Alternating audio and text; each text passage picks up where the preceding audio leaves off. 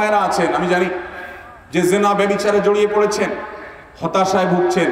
তারা মনে করছেন যে না, আল্লাহ তাআলা আমার গুনাহ বোধহয় আর মাফ করবেন না, আমার মতো পাপিষ্ট। মনে রাখবেন, ইবলিসের সবচেয়ে বড় সফলতা হলো সে মানুষকে নিরাশ করে দিতে পারা।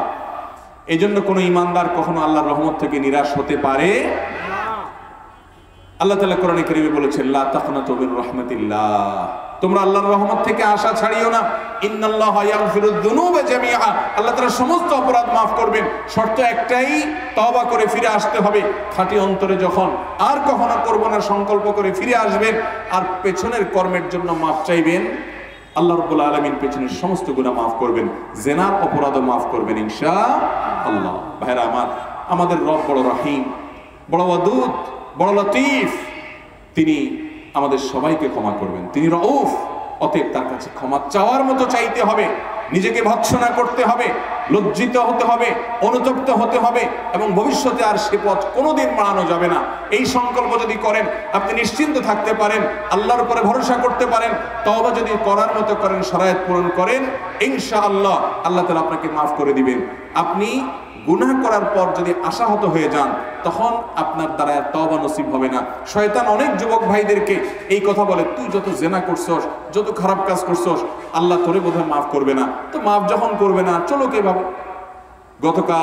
গত পরশুদিন মদিনা এয়ারপোর্টে এক ভাই আমাকে প্রশ্ন পাঠালেন, বললেন, ভাই একটা হাদিসে শুনলাম যে এতবার মদ পান করলে বা ওইটা মাফ করলে আল্লাহ তাআলা মাফ করবেন না। তো আমি এটা শুনে এরপরে কাজটা আবার করা শুরু করছি। মাঝে ছেড়ে দিছিলাম যে আল্লাহ যেন মাফই করবেন না, আর কি করার আছে। কিন্তু পরক্ষণে আবার ঈমান আছে ভিতরে, ভয় কাজ করছে যে আমি আসলে কোথায় যাচ্ছি। ভাইরা আমার, তো এই সমস্ত নৈরাশ্য বা আশাহত হওয়া, আশা ছেড়ে দেওয়া, এটা ইমানদারকে সাজে না।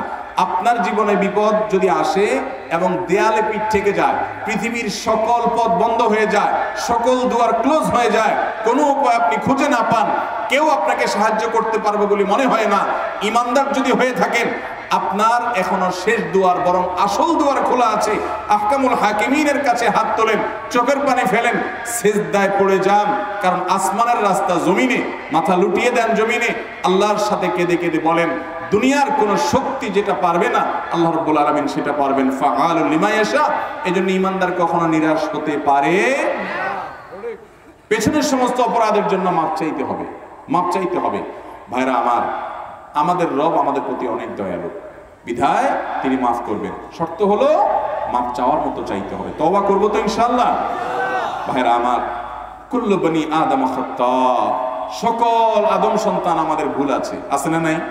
কেউ ফেরেশতা আছি আমরা, আমি আপনি আমরা কেউ ফেরেশতা। আমাদের সবার দ্বারা ভুল কম হোক বেশি হোক হয়। ওয়া খায়রুল খাত্তাইন আত-তাওয়াবুন, এই পাপিষ্ঠদের মজলিসে, মাহফিলে আল্লাহর কাছে সবচেয়ে উত্তম এবং শ্রেষ্ঠ ভালো মানুষ হলো তারা যারা পাপের পর ভাই তওবা করে ফিরে আসে, চোখের পানি ফেলে, অনুতপ্ত হয়ে, লজ্জিত হয়ে নিজে নিজে ভৎসনা করে, নিজেকে নিজে শাসন করে। আমি আল্লাহর নিমক হারামি করেছি, আল্লাহর অক্সিজেন ভোগ করছি, আল্লাহর নেয়ামত ভোগ করছি। কত মানুষ হাসপাতালে বেডে কাতরাচ্ছে, কত মানুষ কত বিপদে আছে। আমি এরপরও আল্লাহর এত নেয়ামত ভোগ করে নাফরমানি করেছি। এই বসা থেকে ওঠার ক্ষমতা আমার নেই, বাসা পর্যন্ত যাওয়ার ক্ষমতা আমার নেই। এর মধ্যে অনেক কিছু হয়ে যেতে পারে। প্রতি সেকেন্ডে আল্লাহ রাব্বুল আলামিনের মুরাকাবায় আছি, তার তত্ত্বাবধানে আছি। তার বিপদ থেকে আমাকে তিনি মুক্ত রেখেছেন।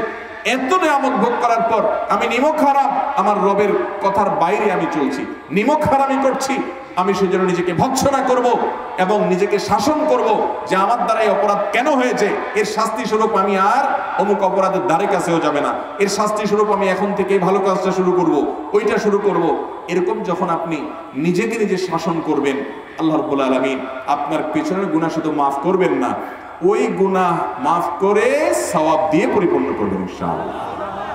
ভাইরা আমার, এই জন্য জেনা হয়ে গেছে, আপনি এখন আল্লাহর কাছে কথা দেন, আল্লাহ জেনা যেহেতু হয়ে গেছে, আমি নিজে যেহেতু অন্যায় করে ফেলেছি, আমি নিজের প্রতি নিজে একটা শাস্তি আরোপ করছি। আমি আর এই দু চোখ দিয়ে কখনো হারাম, অপাত্র, বেগানা নারী ফেসবুকে, ইউটিউবে, বাহিরে কোথাও আমি দেখবো না। আল্লাহ প্রয়োজনে আমি স্মার্টফোন ত্যাগ করে ফেলবো। আজকে এক বোন, একটু আগেই এই ময়মনসিংহের একজন বোন, অনেক ভালো অবস্থানে থাকা একজন বোন, আমাদের আলোচনা আমরা বলছিলাম যে কিছু সময়ের জন্য স্মার্টফোন ত্যাগ করে বাটন ফোনে চলে আসেন নিজেকে অন্যায় এবং হারামের অভ্যাস থেকে সরানোর জন্য। তিনি বলছেন যে তিনি অনেক বিত্তশালী মানুষ, বলছেন যে আমি বাটন ফোন ব্যবহার করি, আমার কোনো স্মার্টফোন নাই, এটা আল্লাহর জন্য ত্যাগ। তো আপনি নিজেকে যেরকম শাসন করে অন্যায় থেকে সরে আসার জন্য এক দুটা স্টেপ নেন, পদক্ষেপ নেন এবং দেখান মালিক আপনি দেখেন আমি আমার এই খারাপ বন্ধুগুলোর সাথে চলা ছেড়ে দিয়েছি, আল্লাহ শুধু আপনাকে খুশি করবার জন্য, আমার দ্বারা অন্যায় হয়ে গেছে এদের কারণে, আমি এদের সাথে সম্পর্ক ছিন্ন করেছি আপনাকে খুশি করবার জন্য। মান আহাব্বা লিল্লাহ ওয়া আবগাদা লিল্লাহ ওয়া আতা লিল্লাহ ওয়া মানাআ লিল্লাহ ফাকাদ ইসতাকমালাল ঈমান। যে কাউকে কিছু দেয় আল্লাহর জন্য, দেওয়া বন্ধ করে দেয় আল্লাহর জন্য, কাউকে ভালোবাসে আল্লাহর জন্য, কিছু বন্ধু কিছু ফ্রেন্ডকে ব্লক লিস্টে ফেলে দেয় আল্লাহর জন্য, কারণ ওরা আল্লাহর পথে যেতে বাধা হয়, তাদের সাথে চললে আল্লাহর পথে চলা যায় না। তো এই হিম্মত যেই যুবক করতে পারে, এই যুবক আল্লাহর জমিনে সবচেয়ে বড় আল্লাহওয়ালা নেককার মানুষ। ডক্টর খন্দকার আব্দুল্লাহ জাহাঙ্গীর রহমাতুল্লাহ বলতেন যে আমার মতো দাড়ি পাকা বুড়ো তাহাজ্জুদ পড়ে যে পরিমাণ সওয়াব পাবো, তোমরা যুবকরা শুধু 5 ওয়াক্ত নামাজ পড়লে তার চেয়ে বেশি সওয়াব পাবো। চেষ্টা করবো না ইনশাআল্লাহ? মালিককে খুশি করবেন না ইনশাআল্লাহ? যুবক ভাইরা আমার, আল্লাহর নির্দেশে বাইরে সুখ নাই, শান্তি নাই, কোন প্রকার তৃপ্তি নাই। আপনি যদি তৃপ্তি চান আল্লাহর গোলামি করেন, আল্লাহর গোলামিতে যে শান্তি এটা আর কোথাও নেই। আল্লাহ তাআলা আমাদের সবাইকে আল্লাহর গোলামির শান্তি পাওয়ার তৌফিক দান করুন। পাপাচার অপরাধ হয়ে গেলে নিরাশ হওয়া নয়, তওবা করব খাঁটি অন্তরে, আর কখনো সে পথ মাড়াবো না। যদিও কখনো মাড়ানো হয়ে যায়, সাথে সাথে আরো জোরে সোরে ভৎসনা করবো যে আমি আবার নেমুখানামি করেছি। এইভাবে তওবা যদি ভেঙে যায় সাথে সাথে রিনিউ করে ফেলতে হবে। আশা ছাড়া যাবে না যে বারবার ভাঙা যাচ্ছে আমি কি করব, না, আপনি বারবার তওবা করেন। আগের তওবার চাইতে পরের তওবা যেন স্ট্রং হয় সে চেষ্টা করেন। আল্লাহর গুণবাচক নাম হলো তাওয়াব। তাওয়াব আর তায়েবের মধ্যে পার্থক্য আছে ভাই। তাওয়াব মানে হলো বারবার রিপিটেডলি যিনি বান্দার তওবা কবুল করেন। অতএব আপনি নিরাশ হবেন না, হতাশ হবেন না। আল্লাহর কাছে তওবা করব তো ইনশাআল্লাহ। এই মজলিসে বসে মনে মনে একটা অপরাধ থেকে অন্তত তওবা করেন। আমি ফেসবুকে হারাম জিনিস আর দেখবো না, হারাম গান বাজনা হারাম জিনিস আমি আর শুনবো না, খারাপ বন্ধুর সাথে আর চলবো না, আমি অমুক পথে আর যাব না, আমি ধূমপান ছেড়ে দেব, আমি অমুক কাজটা ছেড়ে দিব। একটা অন্তত অপরাধ ছেড়ে দেওয়ার তওবা করেন, চেষ্টা করবেন না ইনশাআল্লাহ? আল্লাহ তাআলা আপনাকে আমাকে আমাদের সবাইকে আমল করার তৌফিক দান করুন। এরপরে প্রশ্ন হলো, আপনার কাছে জানার বিষয় হলো মুসলমান শব্দটি কোন নবীর আমল হতে প্রচলিত হয়?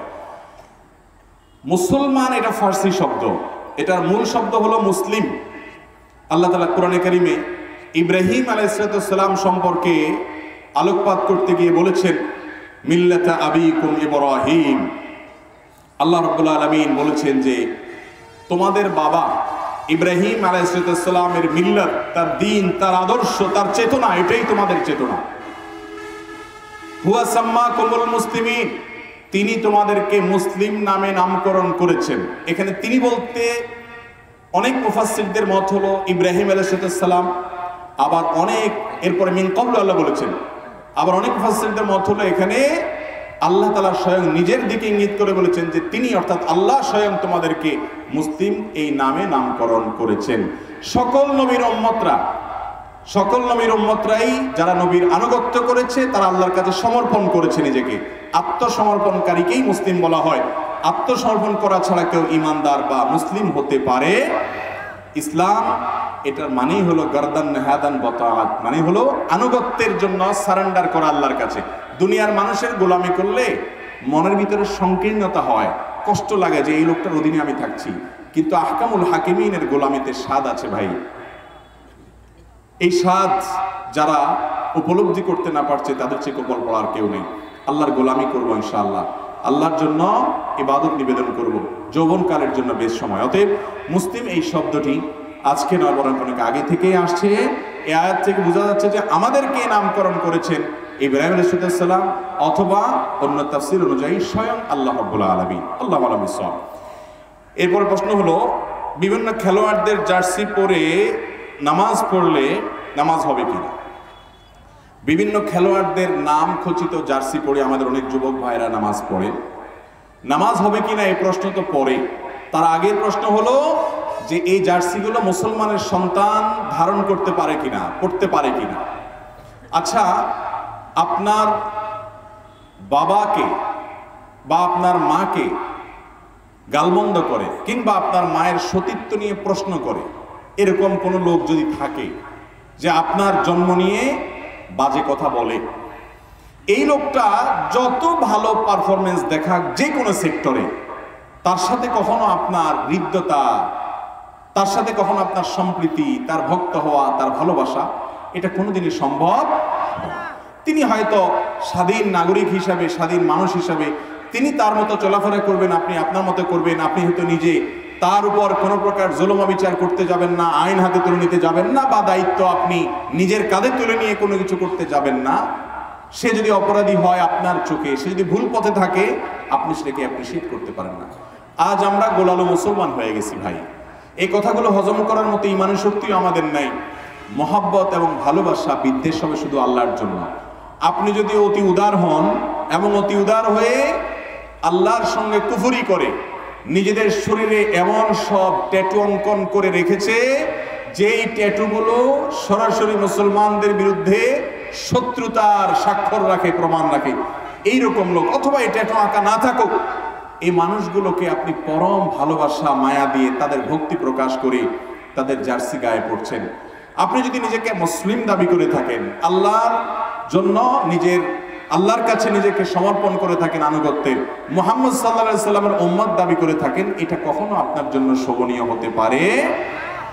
আপনার ভালোবাসা বিদ্বেষ হবে কার খাতিরে?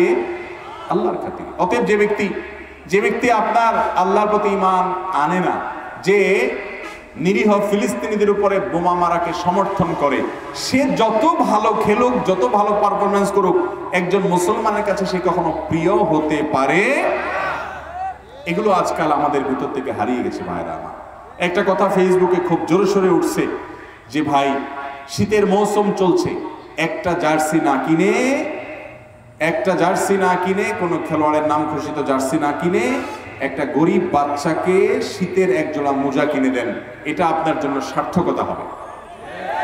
ওই জার্সি পরে যে স্বাদ তো পাচ্ছেন, আপনি ভালোবাসেন একটা লোককে, তার জার্সি পরছেন, এই ভালোবাসার কারণে যে তৃপ্তি পাচ্ছেন, আমি আল্লাহর শপথ করে বলছি, একটা গরিব ফ্যামিলি বস্তিতে আপনার আশেপাশে কোনো বাচ্চা শীতের মধ্যে হাঁটছে, পায়ে মোজা নাই, একজোড়া মোজা কিনে নিয়ে ওরে পরায় দেন, ওর মা বাবার কাছে দিয়ে দেন, আল্লাহর কসম আপনার তৃপ্তি, আপনার ভালো লাগাটা ওই জার্সি পরার চেয়ে অনেক বেশি হবে। এসব কথা বললে আজকাল অনেকে বলে, তাহলে আপনারা এই মাইকে ওয়াজ বন্ধ করে খালি গলায় করেন, এই টাকাটা মানুষকে দান করে। আপনারা লাইট দুইটা বন্ধ করে একটা দিয়ে টিম আলোর মধ্যে কথা বলেন। আপনি ভালো খানা খায়েন না, মাছ বাদ দিয়ে আপনি সবজি দিয়ে খান, খায়া দান করেন। ভাই, নিজের জন্য খরচ করা প্রয়োজন অনুযায়ী শরীয়তে জায়েজ না জায়েজ? আমার শরীরের জন্য, আমার চোখের জন্য যা দরকার সেটা আমি খরচ করতে পারি, আল্লাহ তাআলা সে অনুমতি দিয়েছেন এবং এটা যৌক্তিক।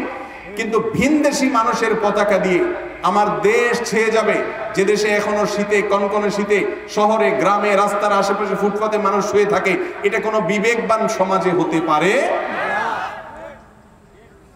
বাড়ির পুরো কালার পছন্দের দলের পতাকা দিয়ে উনি রং করেছেন, অথচ এই সমাজে বহু মানুষ একটুখানি মাথা গোজার ঠায়ের অভাবে ফুটপাতে শুয়ে কনকনে শীতের মধ্যে কাঁপছে।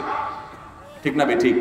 আপনি আপনার দেশের জন্য, আপনি আপনার সমাজের জন্য, আপনার নিজের জন্য কিছু করতেন, তাও ভালো কথা। কোথাকার কোন কাফের মুশরিকের জন্য, কোথাকার কোন ভিনদেশী মানুষের জন্য আপনার এই মায়া মমতা, নিজের আশেপাশে অনেক কষ্টে থাকা মানুষ, তাদেরকে উপেক্ষা করে, আর তাদেরকে উপেক্ষা করেন বা না করেন, আপনি নিজের জন্য কিছু অন্তত করেন, এই অর্থহীন খরচকে কোনো অবস্থাতে সমর্থন করা যায়? দুঃখজনক যে আমাদের মিডিয়াগুলো এটাকে খুব অ্যাপ্রিসিয়েট করে, এটাকে ইতিবাচক ভাবে প্রকাশ করে, অমুকে তার ঘরকে অমুক দলের পতাকা দিয়ে সাজিয়েছে। ভাইরা আমার, এটা কখনো কোনো বিবেকবান মানুষের কাজ হতে পারে? আপনি শৌখিনতা করেন শরিয়ার গণ্ডির মধ্যে থেকে, অপব্যয় করেন না। শরীয়ত যতটুকু করার সুযোগ দিয়েছে তার মধ্যে থেকে আপনি করেন। আপনি একটা ভালো গাড়ি কিনেছেন, আপনি একটা ভালো জামা কিনেছেন, পছন্দের করেন, এগুলো শরীয়তে নাজায়েজ নয়। কিন্তু এই অর্থহীন কাজ, যেটা আপনার নিজের কোনো উপকার আসে না, নিছকই আল্লাহর প্রতি বিদ্রোহকারী, আল্লাহর প্রতি অস্বীকৃতি জানানো মানুষগুলোকে আপনি অ্যাপ্রিসিয়েট করছেন, তাদেরকে ভালোবাসা প্রকাশ করছেন, এটা আপনার ঈমানের সঙ্গে সঙ্গতিপূর্ণ নয়। মনে রাখবেন, আল মারউ মা মান আহাব, কিয়ামতের ময়দানে মানুষ দুনিয়াতে যাকে ভালোবাসবে তার সাথে উঠবে। আপনি যে খেলোয়াড়ের সাথে কিয়ামতের ময়দানে উঠতে চান, তার জার্সি কেন, তার আরো কিছু থাকলে সেটাও পড়েন। আপনি কিয়ামতের ময়দানে কার সাথে উঠতে চান? মুহাম্মদ সাল্লাল্লাহু আলাইহি সাল্লামের সাথে না এদের সাথে? তো মুহাম্মদ সাল্লাল্লাহু আলাইহি সাল্লামের কয়জন সাহাবীর নামে নিজের ছেলের নামকরণ করেছেন? কয়জন সাহাবীর নামে নিজের পরিবারের সদস্যদের নাম করেছেন? কয়জন সাহাবীর নাম, ইতিহাস তাদের বিষয়ে জানেন? তাদের জীবন আদর্শ শিখেছেন? আপনি খেলোয়াড়দের আদ্যপান্ত জানেন, সবকিছু জানেন। জীবনে যতবার তাদেরকে দেখেছেন ততবার কোরআন খুলেছেন কিনা সন্দেহ। কিয়ামতের ময়দানে এদের সাথে যদি আপনার হাসর হয়, এদের সাথে যদি আপনি উঠেন, তাহলে পরিস্থিতি কি হবে যে আল্লাহর প্রতি ঈমান আনয়ন করে না। আল্লাহ তাআলা আমাদেরকে বুঝার তৌফিক দান করুন। ভাইরা আমার, এই জন্য একজন আলিম লিখেছেন, খেলার নামে চলছে এ কোন খেলা? এটা খেলা নয়। ভাইরা আমার, এই সমস্ত বিশ্ব মোড়লদের বাণিজ্যের কাঁচামাল হলো আপনার আমার আবেগ। আমাদের আবেগ হলো তাদের বাণিজ্যের কাঁচামাল। দিন শেষে তাদের মিলিয়ন বিলিয়ন ট্রিলিয়ন বিজনেস হবে। খেলোয়াড় জিতলেও টাকা পাবে, হারলেও টাকা পাবে। আপনি জিতার পরে চিল্লা উঠলেন, কিছুই পান নাই, কায়দা দিলেন, তাও আপনার আসলে কোনো ক্ষতি হয় নাই। কায়দা নিজে কষ্ট পাইছেন, খেলোয়াড় ঠিকই কিছু না কিছু পয়সা পাইছে। স্পন্সর করা কোম্পানিগুলোর বিজনেস হয়েছে এবং সবার বিজনেস হয়েছে। এটারে বলে কলুর বলদ। এটারে বলে কি ভাই? কলুর বলদের গল্প শুনছেন আপনারা? কলু হলো এক ব্যক্তির নাম, তার একটা বলদ আছে।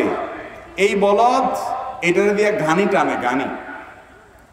তো ঘানি টানানোর জন্য ওর চোখ বেঁধে ফেলে ওকে তাড়া দিলে ও মনে করে যে আমি এই গোয়ালঘর থেকে বের হয়ে মুক্ত ময়দানে গিয়ে স্বাধীন হয়ে যাচ্ছি আমি বোধহয়। এই জন্য সে দৌড়াইতে থাকে।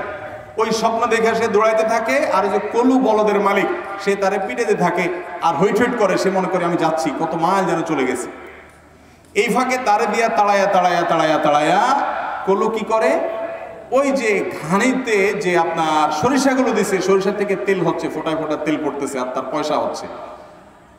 এই বলদের কাজ করানো শেষ, ঘানির সকল সরিষা ভাঙা শেষ।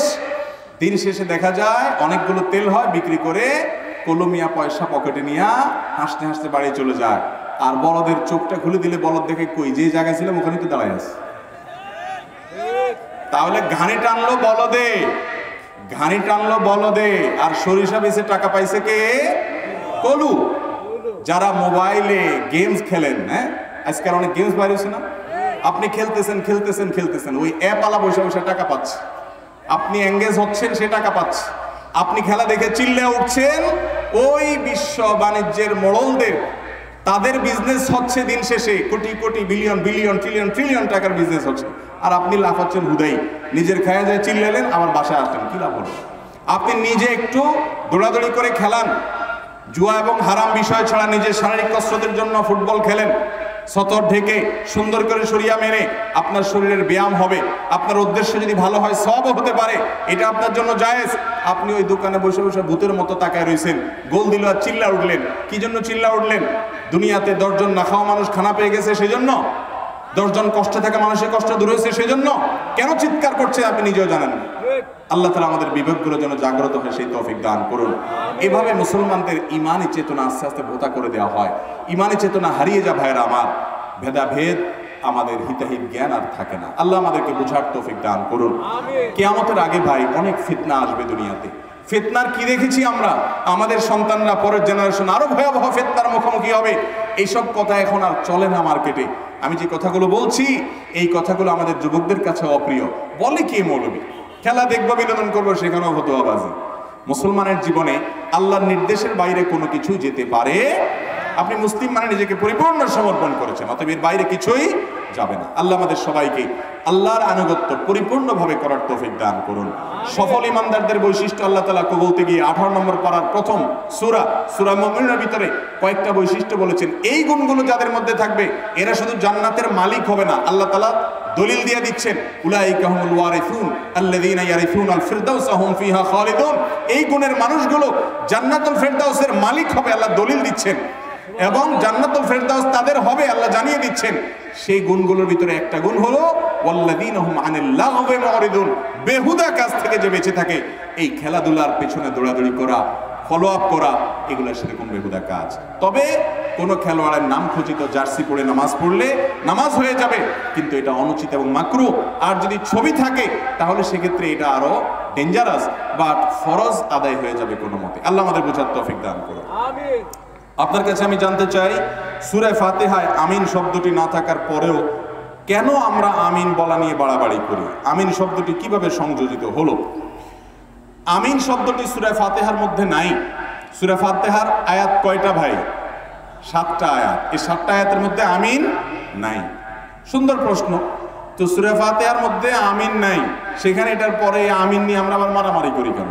যৌক্তিক প্রশ্ন। আর দ্বিতীয় প্রশ্ন হলো যে এই আমিন কে যুক্ত করলো? কোরআনে নাই, তাহলে কোত্থেকে আসলো?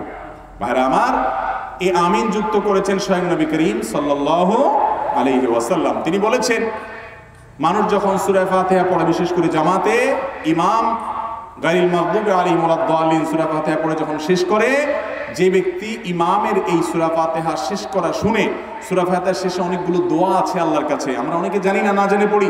আল্লাহ আমাকে সঠিক পথে পরিচালিত করেন। কত যুবক, কত মানুষ ভুল পথে গিয়ে জাহান্নামে চলে যাবে, আমি যেন সঠিক ট্র্যাকে জান্নাতের পথে রুটে থাকতে পারি, দোয়া আছে। এই দোয়া ইমাম করার পর মুক্তাদিরা যারা আমিন বলে এবং যাদের আমিন ফেরেশতারা ওই সময় আমিন বলে, সে আমিনের সাথে মিলে যাবে, আল্লাহ রাব্বুল আলামিন তাদেরকে মাফ করবেন। ভাইরা আমার, তাদের জন্য পুরস্কার রয়েছে, সুসংবাদ রয়েছে। এই জন্য এই সূরা ফাতিহার পরে আমিন বলার কথা স্বয়ং কে বলেছেন? রাসূল করিম সাল্লাল্লাহু আলাইহি ওয়াসাল্লাম। এটা কোরআনের অংশ না, কিন্তু সূরা ফাতিহার পরে আমিন বলা সুন্নাহ। সূরা ফাতিহার পরে আমিন বলা কি ভাই? সুন্নাত। এখন জোরে বলবো নাকি আস্তে বলবো? উভয় রকমের হাদিস আছে ওয়াইল ইবনে হুজর রাদিয়াল্লাহু তাআলা আনহু থেকে। এটা নিয়ে গন্ডগোল করার কথা হাদিসে নেই।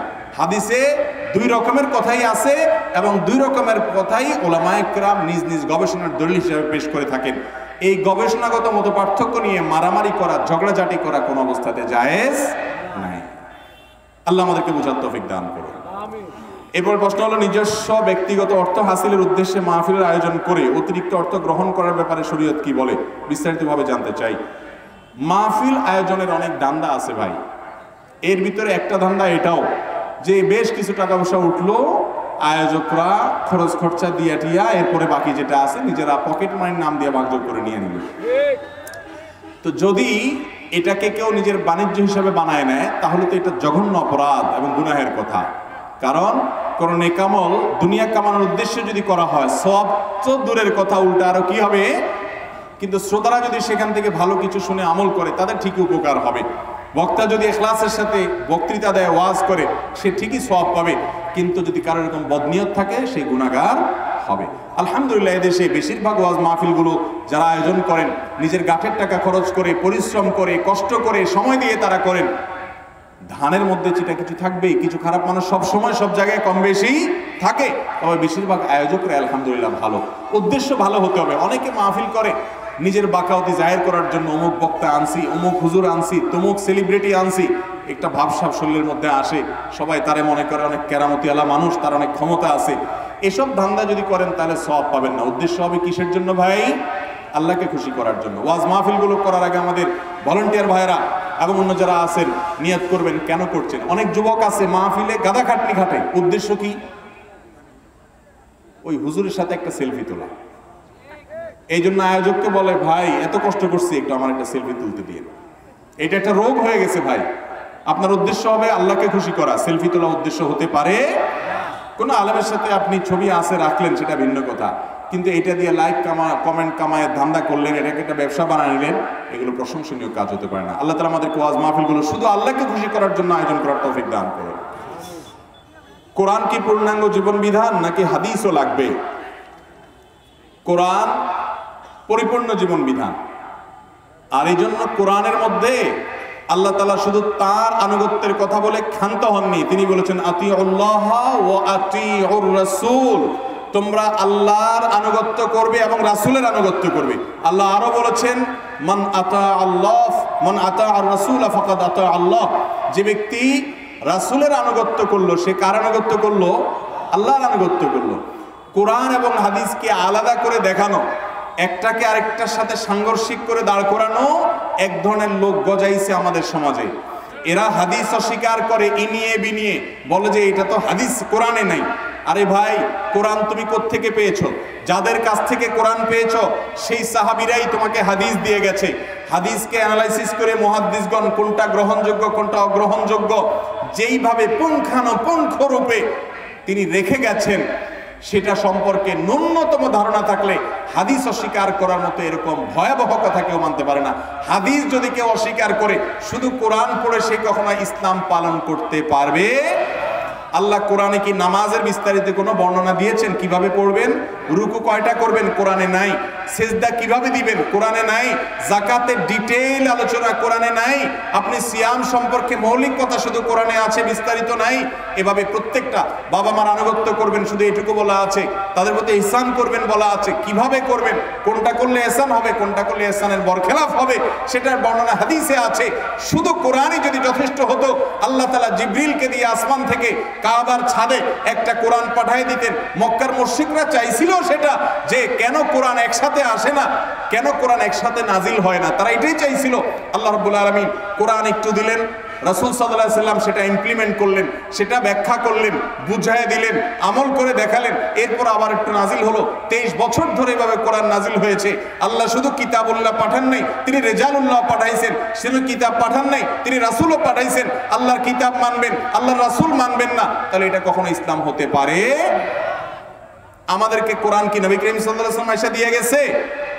এই কোরআন কাদের মাধ্যমে পাইছেন? সাহাবী, তাবী, তাবে তাবী, ইমামদের, মুস্তাহিদদের, কিতাব লেখকদের।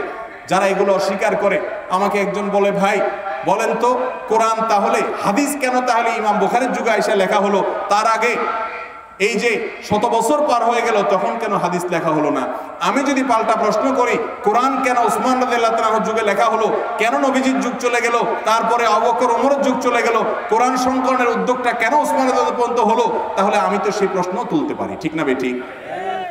ওই পর্যন্ত সংরক্ষিত ছিল কিনা সে সম্পর্কে পড়াশোনা করার চেষ্টা করেন। ভাইরা আমার, ইসলাম বিদ্বেষী নাস্তিকদের সবচেয়ে বড় অস্ত্রগুলোর একটি হলো এই যে তারা সরাসরি মানুষকে ইসলাম থেকে সরাতে পারবে না, সেজন্য আগে বলে হাদিস মানবো না। একটা বড় পাঠ আগে অস্বীকার করায় নেয়। যারা হাদিস অস্বীকার করে একসময় সে কোরআন অস্বীকার। বাংলাদেশে একজন নামকরা বক্তা আছে, যার একজন আত্মীয় আছেন অনেক বড় আলেম, ব্যক্তিগতভাবে আমি জানি, নাম বলবো না। সেই বক্তা আলেম এবং তার পরিবার, তারা সবাই খুব শক্ত, খুব মর্মাহত যে তাদের পরিবারের ওই আলেম প্রথমে আহলে কোরআন হয়েছেন, অর্থাৎ হাদিস অস্বীকারী হয়েছে। এরপরে একটা সময় সে কাদিয়ানি হয়েছে, কাফেরের খাতায় নাম লেখাইছে। ভাইরা আমার, ভয়াবহ বিষয়।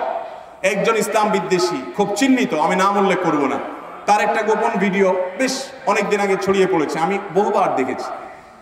তিনি তার সাঙ্গপাঙ্গ ইসলাম বিদ্বেষী নাস্তিকদেরকে বলছেন যে বাংলাদেশের মুসলমানদেরকে ইসলাম থেকে সরানোর জন্য ডাইরেক্ট ইসলামের বিরুদ্ধে বলে কোনো লাভ হবে না, লাভ হবে না, বরং আরো হিতে বিপরীত হবে, মুসলমানদের ঈমান আরো মজবুত হবে। তাহলে কি করতে হবে?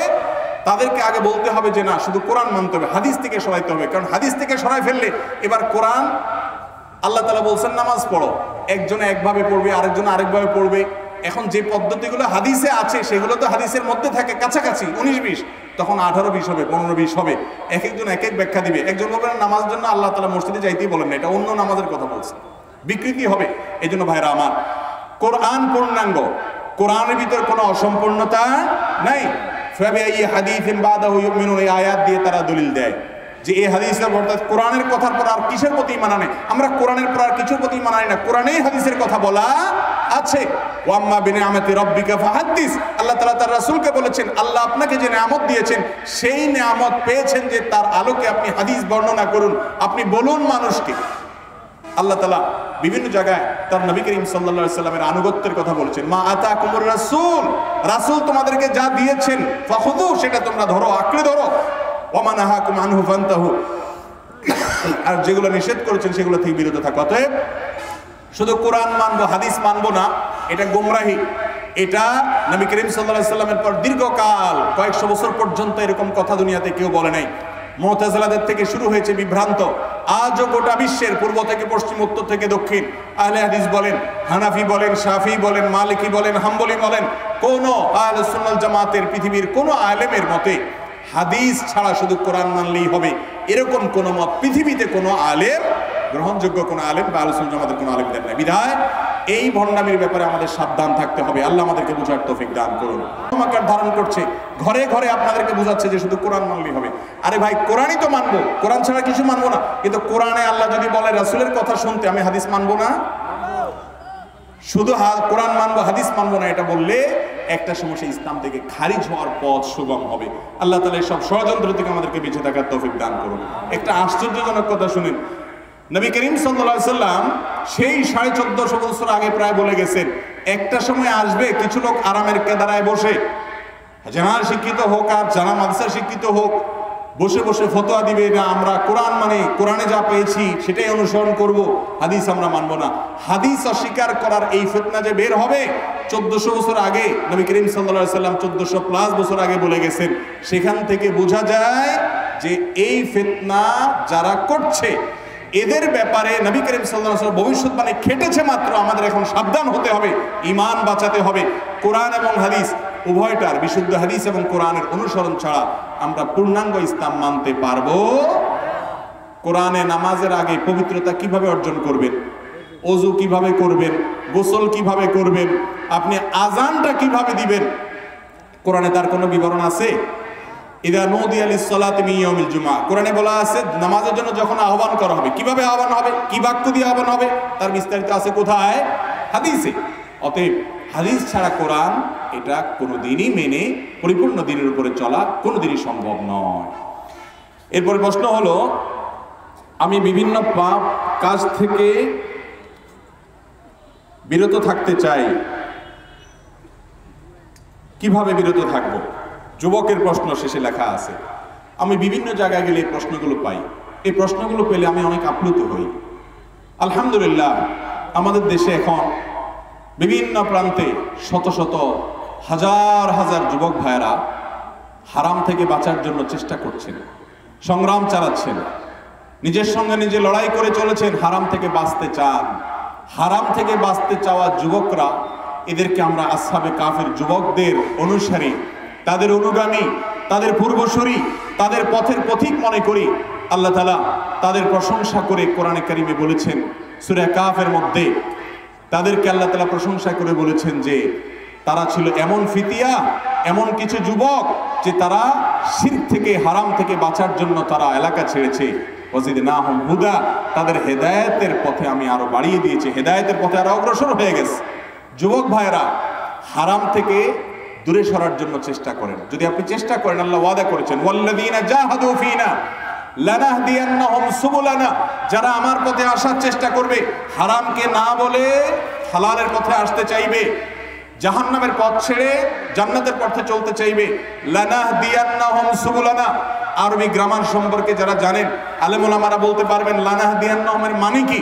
লামে তাকিদ, নুনে তাকিদ, আবার ডাবল নুন, 3টা তাকিদ দেওয়া হয়েছে। আল্লাহ বলেছেন অবশ্যই অবশ্যই অবশ্যই কেউ যদি হারাম ছেড়ে হালালের পথে আসতে চায়, আমি তাকে পথ দেখাবো। একটা পথ না, সুবুলানা, সাবিলের বহু বচন। সে যদি আসতে চায় অনেকগুলো পথ তাকে দেখাই দেবে। যুবক ভাইরা আমার, হারাম থেকে আসার জন্য চেষ্টা করবো না ইনশাআল্লাহ? আপনি মাদকে আসক্ত হয়ে গেছেন, সাহস করে ছেড়ে দেন। ফেসবুকে চোখের জেনা করেন, সাহস করে ছেড়ে দেন। কোন মেয়ের সাথে হারাম রিলেশন হয়ে গেছে, সাহস করে আল্লাহর জন্য কোরবানি করে ফিরে আসেন। আল্লাহ রাব্বুল আলামিনের কাছে এত প্রিয় হবেন যে ইবাদত করে অনেক লোক সেই জায়গায় যেতে পারবে না। হিম্মত করা যাবে না ইনশাআল্লাহ ভাইরা আমার। তো সেই জন্য আমাদের দরকার হলো এই জাতীয় পাপাচার থেকে বাঁচার জন্য প্রথম কাজ হলো পাপের পরিবেশ থেকে সরে আসা। পরিবেশ, আপনি যে পরিবেশে পাপ হয় সেখান থেকে সরে আসেন। ফেসবুকে ফ্রেন্ড লিস্টে এমন আজে বাজে লোক ঢুকাইছেন, বাঁচতে পারেন না কোনোভাবে, এগুলো সব ব্লক করে ফেলেন, সব ব্লক লিস্টে করেন। যে পেজ থেকে বাজে জিনিস আছে আনফলো করে ফেলেন, পারলে সেটা যেন আপনার নিউজ ফিডে না আসে সেই ব্যবস্থা নেন। কোনোভাবে কিছু করতে পারছেন না, এই আইডি ডিলিট করে দেন, ডিঅ্যাক্টিভ করে দেন। ফলোয়ার থাকুক, ফ্রেন্ড থাকুক, যাই থাকুক, নতুন আইডি করেন, বাইসে বাইসে ভালো লোক নেন, যাতে খারাপ জিনিস না আসে। সংগ্রাম করেন, চেষ্টাটা করেন। আল্লাহ দেখবে বান্দা আমার বাঁচার জন্য ফিতনার ভরপুর, ফিতনার সমুদ্রের মধ্যে হাবুডাবু খেয়ে সে হাতড়াচ্ছে, একটু বাঁচার চেষ্টা করছে, আল্লাহ তাআলা এটা দেখবেন। এই চেষ্টাটা আমাদের থাকতে হবে। আল্লাহ আমাদেরকে তৌফিক দান করুন। তাহলে গুনাহ থেকে বাঁচার জন্য ভাই প্রথম হলো পরিবেশ থেকে সরে আসতে হবে, গুনাহের পরিবেশ থেকে সরে আসতে হবে। যুবকদের জন্য এই যুগে সবচেয়ে বড় চ্যালেঞ্জ হলো নিজের চরিত্রকে হারাম রিলেশন থেকে বাঁচানো। এর চেয়ে বড় চ্যালেঞ্জ আর কোনোটা নাই। কারণ বেশিরভাগ যুবক ভাইয়েরা কোনো না কোনোভাবে হারাম রিলেশনে জড়িয়ে পড়ছেন। হারাম রিলেশনে জড়ালে আপনার আখেরাত ধ্বংস হবে, শুধু তা নয় দুনিয়াও ধ্বংস হবে। আমি সবসময় বলি, আপনার সকল ভালোবাসাকে জমিয়ে রাখুন বৈধ স্ত্রীর জন্য। আপনার বৈধ স্ত্রীর জন্য ভালোবাসা না জমিয়ে যদি অপাত্রে কুপাত্রে স্কুলে কলেজে রাস্তাঘাটে অন্যান্য মেয়েদের সাথে এই ইটিস পিটিস করে ভালোবাসা আদান প্রদান করে সেটা যদি ক্ষয় করে ফেলেন, তাহলে ভালোবাসা এটা হলো সফট ড্রিঙ্কসের মতো ভাই। বোতল খুলে একবার অনেকক্ষণ খুলে রাখছেন, খাইছেন, ঢালছেন, বন্ধ করছেন, জাঁজ শেষ, আগের জাঁজ আর পাবেন না। এই জন্য দেখা যায় যারা এই ইটিস পিটিস করে এরপরে বিয়ে শাদী করে, এদের সম্পর্ক দাম্পত্য জীবনে ভালো হয়। ভালো হয়। এই যে বিভিন্ন নায়ক, গায়ক, নায়িকা, গায়িকা, ফুটবলার, আপনার ক্রিকেটার, অমুক তমুক, প্রতিদিন শোনা যায় অমুক দেশের খেলোয়াড়, অমুক দেশের খেলোয়াড় বিয়ে হয়েছে, কয় বছর হয়েছে, ভেঙে গেছে। আবার বাংলাদেশে একই হাল, আরেক দেশে একই হাল, ভাঙতে ভাঙতে শেষ। এদের গড়ারও ঠিক নাই, ভাঙারও 12 জন 13 জন পাল্টায়। আচ্ছা ভাই, জীবন সঙ্গী পাল্টানোর মধ্যে কোনো সুখ আছে? ত্যাগ। একটা মানুষকে ভালোবাসার পর যদি বিশ্বাস হারায়, ভেঙে যায়, তাদের সংসার ভাঙাতে আমরা খুশি না ভাই? তথাকথিত তারকা, তাদের সংসারে দুঃখ হলে আমরাও কষ্ট পাই। আমরা চাই পৃথিবীর সব মানুষ দাম্পত্য জীবন সুখী লাভ করুক, কিন্তু ওই যে আগেই সফট ড্রিঙ্কসের মতো জাঁজ কমাই ফেলছে, এখন জায়গা মতো গেলে পুঁজির টান, ভালোবাসা আর নাই, ভেঙে যায়, টিকে না, মেড ইন চায়না হয়ে গেছে। ভালোবাসা কি হয়ে গেছে? আল্লাহ তাআলা আমাদেরকে মেড ইন মদিনার ভালোবাসা অর্জন করার তৌফিক দান করুন। যুবক ভাইরা, সব যুবকরা আজকাল এই তথাকথিত বয়ফ্রেন্ড গার্লফ্রেন্ড কালচারে আক্রান্ত হয়ে গেছে। নাটক সিনেমার মাধ্যমে এগুলোকে সহজীকরণ করা হচ্ছে। মনে রাখবেন, সব যুবক হারাম সম্পর্কের সাথে জড়িয়ে আছে। আপনার নাই কারোর সাথে সম্পর্ক। এই ইউনিক যুবকই জান্নাতি যুবক। জান্নাতে কি সবাই যাবে, না বাসা বাসা মানুষগুলো যাবে? বাসা বাসা মানুষগুলো জান্নাতে যাবে। গণহারে মানুষ জান্নাতে যাবে না, গণহারে জাহান্নামে যাবে। স্রোতের বিপরীতে চলতে শিখেন। স্রোতের তালে চলার জন্য যোগ্যতার প্রয়োজন হয় না, স্রোতের বিপরীতে চলার জন্য যোগ্যতার প্রয়োজন। একটা গাছ মরা কাষ্ঠ, সে স্রোতের তালে তালে গা ভাসায়, যত বড় গাছই হোক। আর ছোট্ট একটা মাছের পোনা দেখবেন স্রোতের বিপরীতে চলার জন্য কি চেষ্টা তার, কারণ তার ভিতরে প্রাণ আছে। সে প্রাণী হওয়ার কারণে সে চেষ্টা করছে। গাছের মধ্যে এক ধরনের প্রাণ আছে, কিন্তু সে প্রাণী নয়, তার সে ইচ্ছা শক্তি নাই, যার কারণে সে স্রোতের তালে তালে গা ভাসায়। অতএব যুবকরা স্রোতের বিপরীতে চলা শিখবো তো ইনশাআল্লাহ। যাদের হারাম সম্পর্ক আছে না করবো তো ইনশাআল্লাহ। আজকে এই মসজিদ থেকে তওবা করব যে আল্লাহ, আমি হারাম থেকে সরে আসলাম, তওবা করে আমি নতুন জীবন গড়ার সংকল্প করলাম। যেটুকু ক্ষতি হয়েছে, জাহাজ যা কমছে, আল্লাহ তাআলা ওই জাহাজ আবার ফেরত দেবেন ইনশাআল্লাহ। সফট ড্রিঙ্কসের জাহাজ ফেরত পাবেন না, কিন্তু এটা হারাম থেকে সরে আসলে অবশ্যই ফেরত পাবেন ইনশাআল্লাহ। আল্লাহ আমাদেরকে তৌফিক দান করুন। 3 প্রশ্নের রাত পার হয়েছে, বাকিগুলো দিলে ফজর পার হবে আর কি। নামাজে একই রাকাতে সূরা ফাতিহা পড়ার পর 3 বার সূরা ইখলাস পড়া যাবে কিনা? খুবই দরকারি একটা প্রশ্ন। সূরা ইখলাস কোরআনের এমন একটা সূরা, যেই সূরা শুধুমাত্র আমাদের আল্লাহর কথা বলা আছে। এই সূরাতে অন্য কোনো সাবজেক্ট নাই। এই সূরা শুধু কার আলোচনা আছে? এরকম আরেকটা সূরা কোরআনে নাই যে সূরা শুরু থেকে শেষ পর্যন্ত শুধু আল্লাহর গুণগান আছে, আল্লাহর বৈশিষ্ট্যের কথা আছে, আল্লাহর একত্ববাদের কথা আছে, অন্য কোনো সাবজেক্টই নেই। এটা সাবজেক্টই শুধু আল্লাহ তাআলা। এই জন্য এক সাহাবী এই সূরাকে খুব ভালোবাসতেন। তিনি মানুষের ইমামতি করতে গিয়ে সূরা ফাতিহার পরে অন্য যা পড়েন না পড়েন সাথে সূরা ইখলাস অবশ্যই পড়তেন। 2 জন সাহাবীর জীবনে এরকম ঘটনা পাওয়া যায়। একজন সম্ভবত মসজিদে কুবার বা এরকম কোনো মসজিদের ইমাম ছিলেন, আরেকজন জিহাদের ময়দানে এই কাজ করতেন। সাহাবীরা এসে বলছেন, ইয়া রাসূলুল্লাহ, উনি নামাজ পড়ালে অনেক লম্বা সময় ধরে সালাত আদায় করে, আমাদের কষ্ট হয়ে যায়। নবীজি ডেকে বলছেন, তুমি কেন এই কাজ করো? বললেন, ইয়া রাসূলুল্লাহ, সূরা ইখলাস, এখানে আমাদের রবের কথা বলা হয়েছে, আমার রবের পরিচয়ের উল্লেখ দেওয়া হয়েছে। এটার নামই সূরা ইখলাস, তাওহীদকে খালেস করার সূরা, শিরক মুক্তির সূরা, আমার রবের গুণের সূরা। এখানে অন্য কারোর ইস্যু নাই, শুধু আমার আল্লাহর কথা বলা আছে। এই জন্য এই সূরার মর্মটা, এর অর্থটা আমাকে খুব স্পর্শ করে, আমার খুব ভালো লাগে। এই জন্য সূরা ফাতিহার পরে অন্য যা পড়ি না পড়ি, অতিরিক্ত সূরা হিসাবে, সূরা মিলানোর অংশ হিসাবে সূরা ফাতিহাটা আমি অবশ্যই পড়ি। নবী করিম সাল্লাল্লাহু আলাইহি সাল্লাম বলেছেন, এই সূরার ভালোবাসায় তোমাকে জান্নাতে নিয়ে যাবে। এই জন্য ভাই দেখবেন সকাল সন্ধ্যায় সূরা ইখলাস, সূরা ফালাক, সূরা নাস তিনবার, সকাল সন্ধ্যার পাশাপাশি ৫ ওয়াক্ত সালাতের পরে একবার, রাতের শোয়ার সময় আবার তিনবার, মানে সূরা ইখলাস এতবার পড়ার আল্লাহ তাআলা ওজিফা করে দিয়েছেন। আমরাও সূরা ফাতিহা সবচেয়ে বেশি পছন্দ করি। এই মজলিসে যত লোক আছেন, আমার বিশ্বাস বেশিরভাগ মানুষ সূরা ইখলাসকে মহব্বত করেন, তবে সেটা ওই সাহাবীর মহব্বত করে না, নামাজ শর্ট করার জন্য, ঠিক না? অনেকে আছে দেখা যায় সূরা ইখলাস ছাড়া কিছু পড়ে না, কারণ কি? আয়তনে নামাজটা তাড়াতাড়ি শেষ করার জন্য। এইটার কারণে জান্নাতে যাবেন না, আবার খুশি হয়ে যায় না যে আমিও তো বেশি পড়ি। আপনার নিয়ত যদি হয়, মতলব যদি হয় নামাজ সংক্ষিপ্ত করা, তাহলে হবে না। এই জন্য ভাইরা আমার, সূরা ইখলাসটা নামাজের মধ্যে কেউ যদি পড়েন, বিভিন্ন রাকাতে সূরার মর্ম উপলব্ধি করে তিনি ইনশাআল্লাহ সওয়াব পাবেন। এই সূরার তাফসীর জানবেন, একদিন ইনশাআল্লাহ কোনো একটা প্রোগ্রামে কোনো আলেম থেকে সূরা ইখলাসের তাফসীরের উপরে 1 ঘন্টা আধা ঘন্টা ওয়াজ শুনবেন, খুব গুরুত্বপূর্ণ। সূরা ইখলাস এটা যদি কেউ 3 বার 4 বার 5 বার পড়ে, শুধু সূরা ইখলাস না, অন্য সূরাও, সূরা ফাতিহার পরে আপনি সূরা ইখলাস 3 বার পড়লেন, সূরা ইযা জা 2 বার পড়লেন, অন্য সূরা 3 বার পড়লেন, কোনোটা রিপিট করলেন, একই আয়াত বারবার পড়লেন, এটাতে কোনো অসুবিধা হবে না। আপনি বারবার পড়তে পারেন, কোনো অসুবিধা হবে না ইনশাআল্লাহ। তবে লক্ষ্য রাখবেন, প্রথম রাকাতের চাইতে দ্বিতীয় রাকাতটা তুলনামূলক একটু ছোট হবে, হ্যাঁ, আয়তনে পরিমাণে একটু ছোট হবে, এটাই সুন্নাহ। নবী করিম সাল্লাল্লাহু আলাইহি ওয়াসাল্লাম প্রথম রাকাত যদি 2 মিনিট ধরে পড়তেন, দ্বিতীয় রাকাত 1.5 মিনিট, অর্থাৎ একটু কমায়া পড়তেন, এটাই তার সুন্নাহ ছিল। বাস এরপর আপনি এবার সূরা ফাতিহার পরে 1 সূরা বারবার পড়েন, হ্যাঁ, কয়েক সূরা বারবার পড়েন, বা অন্য একটা সূরা পড়ে আরেকটা সূরা বারবার পড়েন। সূরার মহব্বতের কারণে, মর্মের কারণে, একই আয়াত জাহান্নামের কথা আছে, জান্নাতের কথা আছে, আল্লাহর কথা আছে, সেজন্য আপনি বারবার পড়েন, কোনো অসুবিধা নাই ইনশাআল্লাহ। এরপরে প্রশ্ন হলো, যে সকল ছেলে মেয়ের স্কুল কলেজ ভার্সিটিতে লেখাপড়ার নামে ক্লাস শেষ করে অথবা ক্লাস ফাঁকি দিয়ে পার্কে রেস্টুরেন্টে গুনাহের কাজ করে, সুযোগ পেলে জেনা ব্যভিচার করছে, তাদের জেনার জন্য কি তাদের বাবা মার কোনো গুনাহ হবে? আর যে সকল রেস্টুরেন্টের মালিকরা টাকার বিনিময়ে রেস্টুরেন্টে জেনা করার সুযোগ, প্রাইভেসি দিচ্ছে, সেসব রেস্টুরেন্ট মালিকদেরও জেনার গুনাহ হবে কিনা? অবশ্যই ভাই, তাদেরকেও জেনার গুনাহ বহন করতে হবে। এই গুনাহে যারা লিপ্ত তাদের প্রাপ্ত হবেই, উপরন্তু যারা সুযোগ করে দিয়েছে, বাবা মা দেখেও না দেখার ভান করেছে, জেনেও না জানার ভান করেছে, অথবা সতর্ক থাকে নেই, আর সন্তান বিপদে চলে গেছে, অবশ্যই তারা গুনাহগার হবে। আদ-দায়ুস আল্লাযী ইউকিরু ফি আহলিহি আল-খাবাস, পরিবারের কর্তা হয়ে তার পরিবারের সদস্যরা আকাম কুকাম করেছে, পাপাচারে লিপ্ত হয়েছে, গুনাহ করেছে, জিনা করেছে, ব্যভিচার করেছে, সে দেখেও না দেখার ভান করছে, বলে যে আজকাল এগুলো একটু আধটু করে। তাকে জানানোর পর সে এটাকে নাকের সামনে দিয়ে মাসি যাওয়ার মতো কোনো ব্যাপার মনে করে নেই। এই লোকের নাম দায়ুস। সেই বাবা নামাজি হলেও, সে মা পর্দানসীন হলেও, নিজের ছেলে মেয়ে অপকর্মে লিপ্ত জানার পরও যদি সে চুপ থাকে এবং সমর্থন যোগায়, তাহলে সে জান্নাতে যেতে পারবে। এখন তো এমন একটা সময় আসছে, বাপ মাও কিছু বলতে পারে না। আমাদের দেশেও হয়তো সেদিন বেশি বাকি নেই যেদিন বাপ মা ছেলে মেয়ের এই তথাকথিত প্রাইভেসিতে হাত দিলে তাদের নামে মামলা করার রাইট থাকবে, পুলিশ কল করার রাইট থাকবে। পশ্চিমা দুনিয়া শেষ হয়ে গেছে ভাই, ব্যক্তি স্বাধীনতার নামে সীমাহীন স্বাধীনতা দিয়ে তাদের পরিবার ব্যবস্থা ধ্বংস হয়ে শেষ হয়ে গেছে।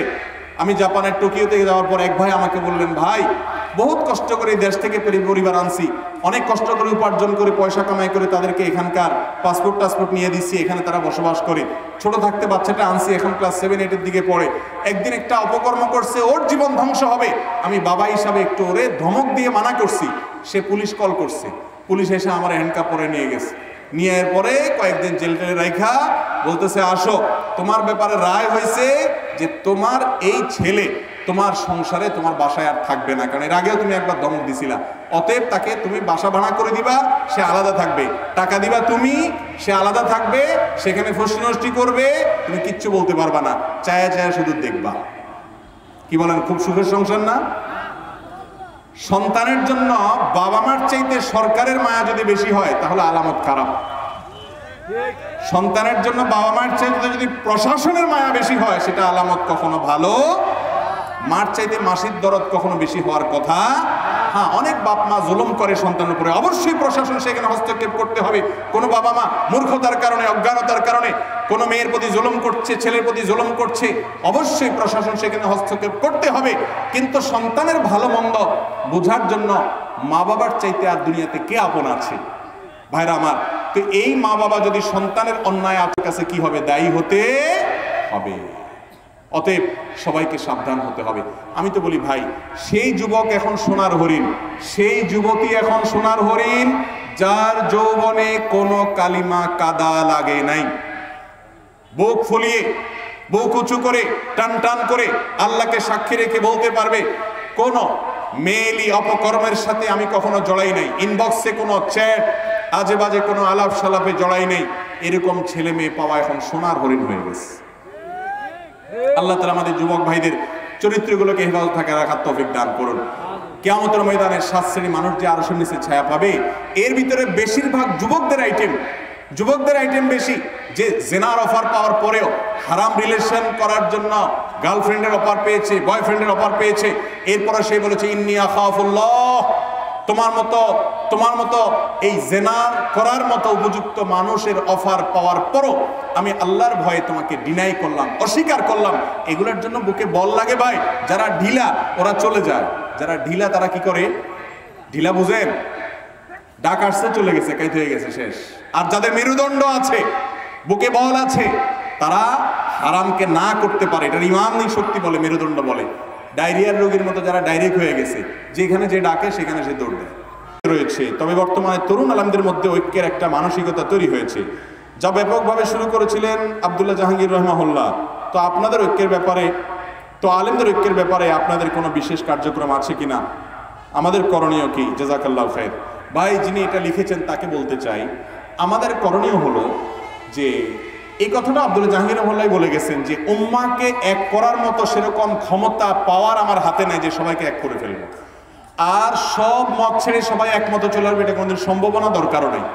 ওলামাদের মধ্যে ভিন্ন ভিন্ন মত থাকবে, এটাই স্বাভাবিক, এটা অস্বাভাবিক না। সাহাবীদের মধ্যে মতের ভিন্নতা ছিল। একই মসজিদে নববীতে বিভিন্ন আমল সাহাবীদের বিভিন্ন জন বিভিন্ন রকম করেছেন, এটা নিয়ে তারা গন্ডগোল ফাসাদ করেন। এখন ওলামাদের মধ্যে যে দূরত্ব আছে সেটা আমরা কিভাবে কমাবো? এটার উপায় হলো যে আপনি নিজে, আব্দুল্লাহ জাহাঙ্গীর বলতেন যে আমি তো ঐক্য সৃষ্টি করতে পারবো না, তবে আমি একটা কাজ করতে পারবো, সেটা হলো উম্মতের ঘরে যে আগুন লাগছে সে আগুনে পেট্রোল ঢালা থেকে আমি অন্তত বেঁচে থাকতে পারবো। এই জন্য উগ্র, হিংস্র, অন্যের বিরুদ্ধে বিশুদ্ধারকারী, ব্যক্তি চর্চাকারী মানুষ যেই চিন্তার, যেই দলের, যে মতই হোক তাকে বর্জন করুন, তাকে বর্জন করুন। আমার মুসলিম ভাই, আমার কেবলার ভাই, সে বেদাতি লিপ্ত হতে পারে, সে আমার ভাই, অতএব তার প্রতি আমার সিম্পাথি থাকবে। আমার মায়ের পেটের ভাই যদি মাদকে আসক্ত হয়ে রাস্তায় পড়ে থাকে, আমার দুঃখ হবে, আমার কষ্ট হবে, আমার বেদনা হবে, আমার বুক ফেটে যাবে। তাই বলে আমি শত্রুতার মানসিকতা তার প্রতি লালন করবো না। আজকাল মুসলমানদের এক গ্রুপ আরেক গ্রুপের শত্রু মনে করে, ঠিক না? ঠিক। আল্লাহ তাআলা আমাদের এই মানসিকতা দূর করার তৌফিক দান করুন। আপনাদেরকে একটা ডিউটি দিচ্ছি, আল্লাহর ওয়াস্তে এক হুজুরের পক্ষ হয়ে আরেক হুজুরের গোষ্ঠী উদ্ধার করিয়েন না। আমার ভক্ত হয়ে আরেকজন আমার বিরুদ্ধে কিছু বলছে, ন্যায্য বলো আর অন্যায্য বলো, তার কমেন্ট বক্সে গিয়া 14 গোষ্ঠী তুলে, মা বাপ তুলে ধুমায়া গালি দিবেন সওয়াবের নিয়তে। এটা করবেন? সুন্দরভাবে পারলে কিছু বলেন, আর নাহলে চুপ থাকেন। অনেক মাহফিলের আয়োজক আছে যে পাশে এক মাহফিল আসছে, এক হুজুর আনছে, উনি একপন্থী, আরেক মাহফিল ওই মাঠেই করবে বা ওই পাশে মাঠের পাশে মাঠে করবে এবং বলে দিব হুজুর কিছু একটা করতে হবে। এবার ওই হুজুর এসে আগের হুজুরের গোষ্ঠী উদ্ধার করে, আর বাকি চুনার কাম এই ক্যামেরা আলাদা লাগা। যদ্দূর না হয় তার চেয়ে বেশি। আল্লাহ আমাকে, আপনাদেরকে, আমাদের ক্যামেরাম্যান ভাইদেরকে হেদায়েত দান করুন। ইউটিউবার ভাইরা, বারবার বলি আমি, ভাইরে ছেলে খেলা না, আল্লাহর কাছে যাওয়া লাগবে ভাই। ডলার কামাইতেছেন, অ্যাডসেন্স করে কামাইতেছেন, আলেমদের বক্তব্য নিয়ে জোড়াতালে দিয়ে লাগাচ্ছেন। আমার অসংখ্য বক্তব্যের মধ্যে রাজনৈতিক নেতাদের নাম ছবি লাগাই দিয়া, আলেমদের ছবি লাগাই দিয়া, অমুকের বিরুদ্ধে একই বললেন আহমদুল্লাহ। আমি জীবনে নামও নেই, আমি জীবনে নামও নেই, থাম্বনেল সেরকম বানাই দিয়ে দিস। আল্লাহ তাআলা আমাদের এই ভাইদেরকে হেদায়েত দান করুন। সস্তা কিছু ভিউর জন্য যদি এই কাম করেন, তো আমি পরামর্শ দিই, উম্মতের ঘরে আগুন লাগাইয়া আলেমদের মধ্যে বিভেদ সৃষ্টি করে কামানোর চাইতে রাস্তায় ডাকাতি করেন, চুরি নিয়ে ভালো হবে। গুনাহ একটু কম হবে, ভালো হবে না? গুনাহ একটু কম হবে। মুসলিম মিল্লাতের মধ্যে বিভেদ ধরানো এমন জঘন্য অপরাধ, নবী করিম সাল্লাল্লাহু আলাইহি ওয়াসাল্লাম বলেছেন উকতুলুহু ওয়ালাউ কানা আইয়ান কানা আও কামা রাদু ফিল হাদিস। মুসলিম মিল্লাতের ভিতরে বিভেদ সৃষ্টি যারা করে তাদের চরম শাস্তি মৃত্যুদণ্ডের, বিচারিকভাবে মৃত্যুদণ্ডের নির্দেশ নবী সাল্লাল্লাহু আলাইহি ওয়াসাল্লাম দিয়েছেন। অতএব ইউটিউবার ভাইরা এবং আপনারা যারা অডিয়েন্স ভাইরা আছেন, আপনি এক হুজুরে ভালোবাসেন, দোষ নাই, কিন্তু আরেক হুজুরের গোষ্ঠী উদ্ধার করে ফেসবুকে লেখালেখি করেন না ভাই, এটা আপনার দায়িত্ব না। আমরা হুজুররা আপনাদেরকে খেপাবো, আমার দলে আনবো, উনি ওনার দলে নিবে, এগুলো আমাদের বিজনেস, আপনাদের লাভ নাই। আপনি নিজের আমল কবরের জন্য চিন্তা করেন। যেই হুজুর যে ভালো কথা বলছে সেটা নেন, খারাপ কথা বলছে আল্লাহ বিবেক দিয়েছে সেটা ছাড়েন, পিছে লাগালাগি করিয়েন না। হুজুরদের নিজেদের কামড়া কামড়ি বা মত পার্থক্য, সব হুজুরে না, কিছু হুজুররা আছে সস্তা কামড়া কামড়ি করে, সেগুলোর কাঁচা মাল আপনি হয়েন না। কথা কি বুঝাতে পারছি? তাহলে দেখবেন একসময় ঐক্যের একটা পরিবেশ তৈরি হবে। আমি প্রায় সময় বলি, 1 কেজি ব্যাং মাপা একটা পাল্লায় তুলে এটা যত কঠিন কাজ, ভিন্ন ভিন্ন মতের 5 জন হুজুরকে একই মঞ্চে হাসি মুখে বসাইতে পারা তার চেয়ে কঠিন কাজ। ব্যাং মাপা সোজা কাজ না, কঠিন কাজ। লাফালাফে পড়ে না, শুধু যত এক জায়গায় আনতে যাবেন সে আরো দূরে দূরে চলে যাবে, ঠিক না?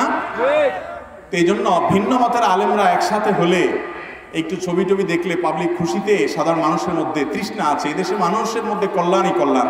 আল্লাহ আমাদের ওলামাদের মধ্যকার দূরত্বগুলো কমিয়ে দেন, আমরা দূরত্ব কমাতে সহযোগিতা করবো ইনশাআল্লাহ। কারো ভুল থাকলে সুন্দরভাবে পারলে সংশোধন করব মায়ার সাথে, আর না পারলে চুপ থাকবো। কখনো বিভেদ বাড়াবো না। বিভেদ বাড়ালে কি লাভ হবে না ক্ষতি হবে? ক্ষতি হবে। এই জন্য আমাদেরকে ঐক্য প্রচেষ্টা অব্যাহত রাখতে হবে নিজের আচরণের মাধ্যমে, এবং দোয়া করতে হবে। কাজের জন্য কি নামাজে জামাত মিস করা যাবে? কাজের জন্য জামাতে নামাজ মিস করা যাবে কিভাবে ভাই? জামাতে নামাজ পড়া ওয়াজিব। আপনার যেই কাজের কারণে নামাজ পড়তে পারেন না, প্রয়োজনে সেই কাজ ত্যাগ করে দিবেন। আমাদের অনেক প্রবাসী ভাইরা প্রশ্ন করে, ভাই এমন কোম্পানির ডিউটি করে জুমা ছুটি দেয় না, সারা বছর একই সিস্টেম। আমি বলি, আপনাকে যদি আমি একটা ডিউটি দিয়ে বলি যে শুধু নিঃশ্বাস আটকায় রাখতে হবে ডিউটির সময়, নিঃশ্বাস নেওয়া যাবে না, ছাড়া যাবে না, তোমাকে আমি এত লাখ টাকা বেতন দেবো, আপনি করবেন? যদি নিঃশ্বাসই আটকা রাখলে তো মরে যাবো, আমার বেতন দিয়ে কি করবো? ইমানদারের কাছে নামাজটা সেরকম, যে টাকা কামাই পরে নামাজ যদি পড়তে পারি আলহামদুলিল্লাহ, না হলে কোম্পানি চেঞ্জ, চাকরি চেঞ্জ। আল্লাহ তাআলা আমাদের বোঝার তৌফিক দান করুন। ভাইরা আমার, নামাজ কেমন আমল জানেন? সকল আমলে শরীয়তে বিকল্প আছে, সকল আমলে। আপনি রোজা রাখতে পারছেন না, অসুস্থ, তাহলে কি ফাফিদিয়া তো আমু মিসকিন, ফিদিয়া তো আমু মিসকিন, সে মিসকিনকে খাদ্য দিবে। আপনি সফরে আছেন, কষ্ট হচ্ছে, রোজা রাখতে পারছেন না, অসুবিধা নেই, অন্য সময় রেখে দিলে হবে। আপনি জাকাত এবছরটা আজকে এখন দিতে পারছেন না, 2 দিন পরে দিচ্ছেন, আদায় হয়ে যাবে। হজ এবছর ফরজ হয়েছে, 5 বছর পরে করছেন, যদিও দেরি করা অনুচিত, কিন্তু আদায় হয়ে যাবে। এভাবে সব আমলে বিকল্প আছে। ওযু করার মতো পানি নাই, তায়াম্মুম করলে হবে, তায়াম্মুমেরও ব্যবস্থা নাই, পানিরও ব্যবস্থা নাই, বিনা পবিত্রতায় পড়তে পারবেন। কেবলা দিকে ফিরে সালাত আদায় করা ফরজ, কেবলা চিনেন না, অনুমান করে পড়বেন, জিজ্ঞেস করে পড়বেন, তাতেও নামাজ আদায় হবে। কিন্তু নামাজের কোনো বিকল্প নাই। নামাজ যদি দাঁড়ায় পড়তে না পারেন, অসুস্থ, মাপ নাই, বসে পড়েন, তাও পারেন না, অসুস্থ, শুয়ে পড়েন, তাও পারেন না, ইশারায় পড়েন, আপনার শরীরে বস্ত্র নাই, কাপড় নাই, 70 টাকা ফরজ আদায় করার মতো ব্যবস্থা নাই, তবুও আপনাকে পড়তে হবে, যেভাবে পারেন সেভাবে, প্রয়োজনে বসে বসে পড়বেন। কেবলা জানেন না, আন্দাজ করে পড়বেন। নামাজ মাফ নাই ভাই, যে নামাজ পড়ে না।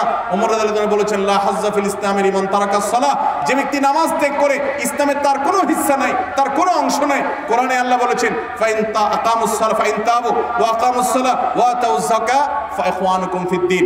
যদি অমুসলিমরা তওবা করে ফিরে আসে, নামাজ কায়েম করে, যাকাত দেয়, তাহলে তোমার ধর্মের ভাই। তার মানে যে নামাজ পড়ে না ইচ্ছাকৃত ঠান্ডা মাথায়, সে আমার ধর্মের ভাই হতে পারে।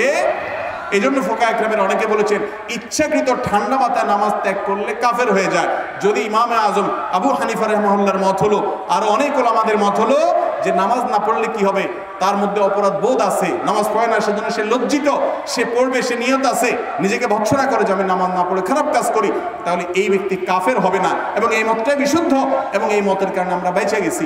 বাংলাদেশে অনেক মানুষ আছে নামাজ পড়ে না, বলে নামাজ না পড়লে কি হয়েছে, কি আছে, ইমান ঠিক আছে, না মাতুর আলী গায়ের থেকে ময়লার গন্ধ। বুঝতে পারছেন? তো আপনি নামাজ না পড়লে ইমান ঠিক থাকে, এত বড় জোর গলা দাবি করতেছেন, এগুলো সব মূর্খতা এবং অজ্ঞানতা। এই জন্য ইসলামে নামাজের চাইতে গুরুত্বপূর্ণ। আপনি নামাজটা পড়েন, অন্য অপরাধ থেকে বাঁচার জন্য চেষ্টা করতে থাকেন, কিন্তু নামাজটা সব কিছুর আগে ধরেন, কারণ নামাজ সব অপরাধ থেকে বাঁচাবে ইনশাআল্লাহ। নামাজটাকে সুন্দর করতে হবে। আল্লাহ আমাদের তৌফিক দান করুন। এরপরে প্রশ্ন হলো, বর্তমানে আন্তর্জাতিক খেলাধুলা দেখা বা দল সাপোর্ট করা নিয়ে কিছু বলেন, ও পর্দার ব্যবস্থা না থাকলে বিয়ে করা যাবে কিনা? এটা আরেক প্রশ্ন ভাই। এটা নিয়ে আমরা এর আগে বলে ফেলেছি আলহামদুলিল্লাহ। এই সমস্ত খেলাধুলা দেখা এটা অনর্থক কাজ। এটাতে দুনিয়ার কোনো ফায়দাও নাই, আখিরাতের কোনো ফায়দাও। দুনিয়ার ফায়দা আপনি বলবেন মজা লাগে, ভালো লাগে, তো মজা তো আরো অনেক কাজেই লাগে, মজা লাগলেই কি আপনি করবেন? এটা এমন কোনো যৌক্তিক কাজ না যেটা একজন মুসলমান করতে পারে, একজন মুসলমান দেখতে পারে।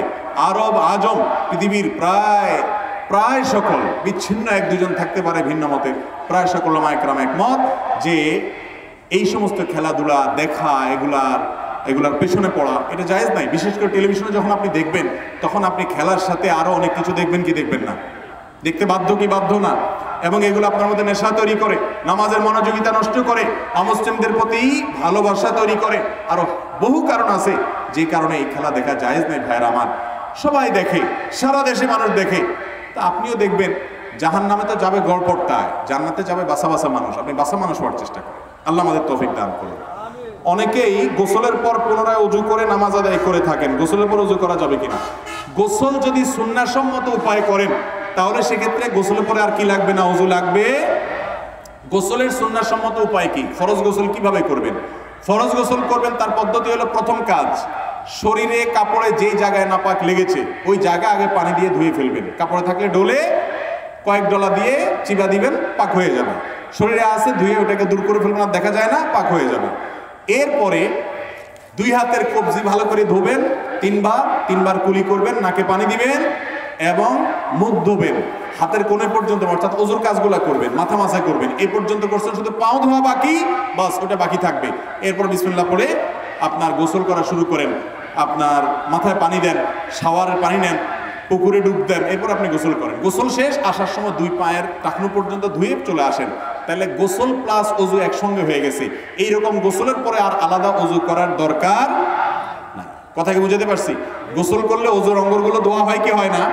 যেহেতু হয়, আপনি সুন্নাহসম্মত উপায় করলে আলাদা ওযুর দরকার না। অনেকে দেখবেন গোসল করে আবার ওযু করে। হ্যাঁ, অনেকে গোসল করতে গিয়ে গোসলের মাঝখানে পেশাব করে অথবা বায়ু নির্গত হয়, তখন তো সে আবার ওযু করবেই। কিন্তু এটা যদি না হয়, তাহলে গোসলের পরে আর আলাদা ওযু করার দরকার নাই। অনেক মহিলারা, পুরুষরা আছেন, বরং বেশিরভাগ মহিলা পুরুষই আছে যে গোসলের পরে আবার কি করে, ওযু করে। এটা অর্থহীন কাজ, এটা দরকার নাই। গোসল সুন্নাহসম্মত উপায় যেভাবে বললাম, এভাবে বললে ওযু গোসল একসাথে হয়ে যায়। মসজিদে শিশুদের সামনে নিয়ে দাঁড়ালে অনেকেই সরাসরি বাধা প্রদান করে বলেন নামাজ হবে না, অথচ খতিব সাহেব মেম্বারে বসে বয়ান করছেন, বাধা প্রদান করছেন না। মাসআলাটা আসলে কি? হুজুর বাধা দেন না, অনেক মুসল্লি বাধা দেন। এই প্রশ্ন খুব দরকারি প্রশ্ন। দেখবেন যে আগুনের চাইতে অনেক বেশি গরম। আগুনের চাইতে অনেক বেশি গরম না?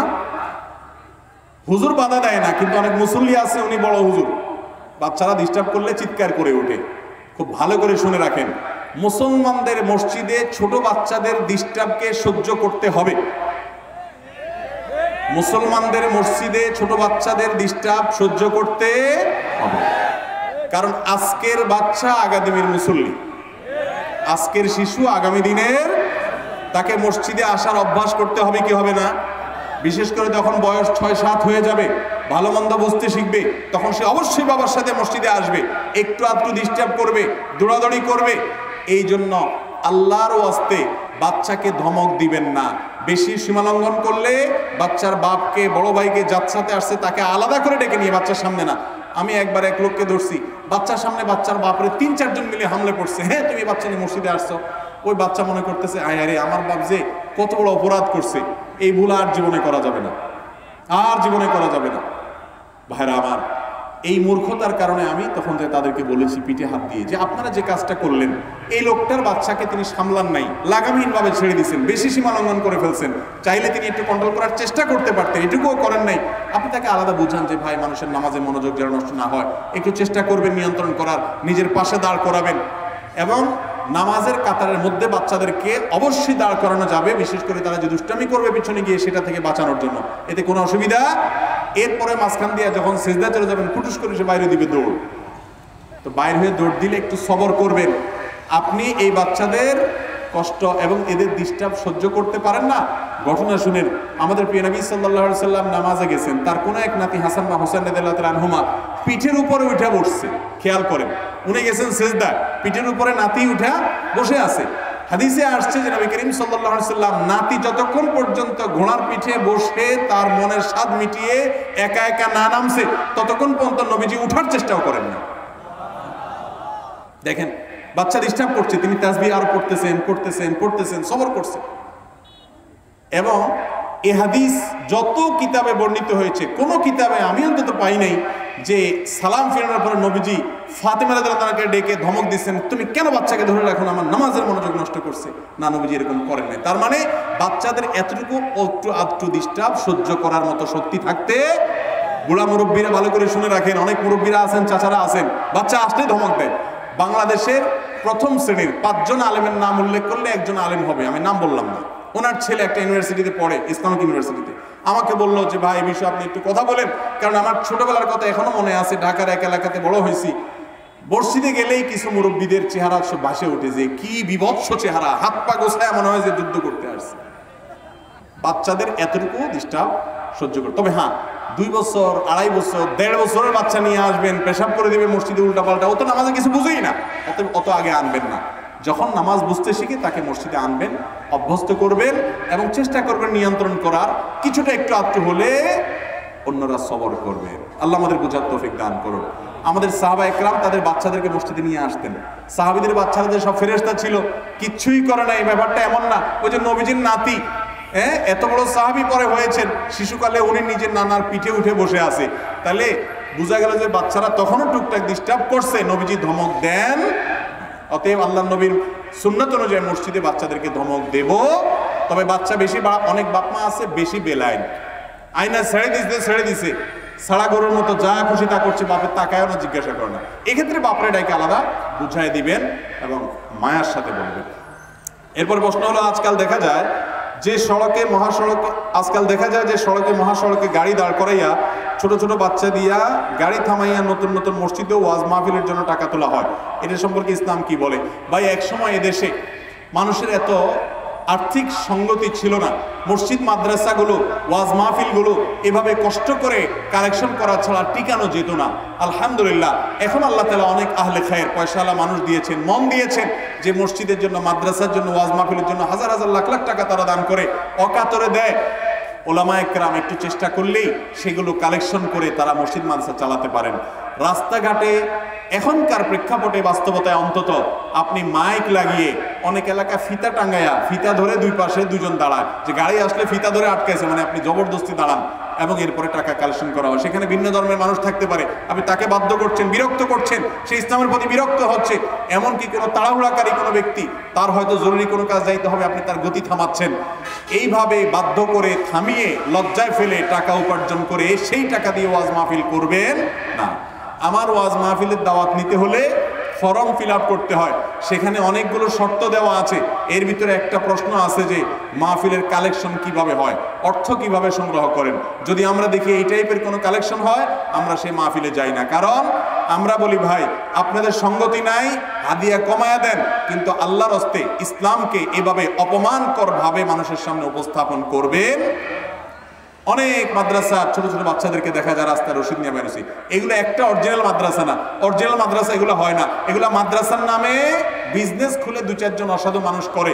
অতএব এই বাচ্চাদেরকে, এদেরকে ধমক দিবেন না। এদের সেই গুরুকে পারলে ফোন করে, আমি বহু গুরুকে জীবনে ফোন দিছি, যে জুমার দিন সকাল 10টায় এসে বাসায় নক করে ঢাকা শহরে, জানে এই টাইমে সব চান্দু বাসায় আছে, এই জন্য বাসায় নক করে। কি হয়েছে? এতিমখানার চান্দা। নাম্বারে ফোন দিয়েছি, হুজুর রে ভাই, আপনি চাঁদা তুলতে আসেন, এই বাচ্চাগুলোরে কেন পাঠাইছেন? এই ছোট ছোট বাচ্চাগুলোকে কেন মানুষের দ্বারা দ্বারা পাঠাইছেন? অপমান করছেন, ধমক খাচ্ছে মানুষের কাছে, এই বিজনেস করছেন। পরে দেখা গেল যে পুরোটাই ভুয়া, বোগাস। তো এগুলো ইসলামকে অপমান করার সামিল, এগুলো করবেন না আল্লাহর হস্তে। এবং সম্মানজনকভাবে ইসলামের খেদমত করার সুযোগ এদেশে এখন অবারিত আছে। তাছাড়া আমাদের নবীজি সাল্লাল্লাহু আলাইহি সাল্লাম যখন অভাব ছিল, তখনও এভাবে তিনি হিন্দু মুসলিম নির্বিশেষে রাস্তা দাঁড়ায় গণহারে টাকা তোলেন নাই। তিনি সাহাবীদেরকে বলেছেন, যার যা খুশি দিয়েছে। যে আজকে মাহফিলের আগে, আমার আগে আব্দুল্লাহ সাইফুল্লাহ ভাই বললো আপনারা স্বতঃস্ফূর্তভাবে দিয়েছেন, এটা তরিকা হতে পারে, কিন্তু এভাবে রাস্তাঘাটে আটকায়া দান দক্ষিণা কালেকশন করা ভালো কোনো নজির না। এরপরে প্রশ্ন, অতিরিক্ত ক্যামেরার জন্য ওয়াইজিনের চেহারা দেখতে পারি না, এই প্রতিযোগিতার প্রতিকার কি?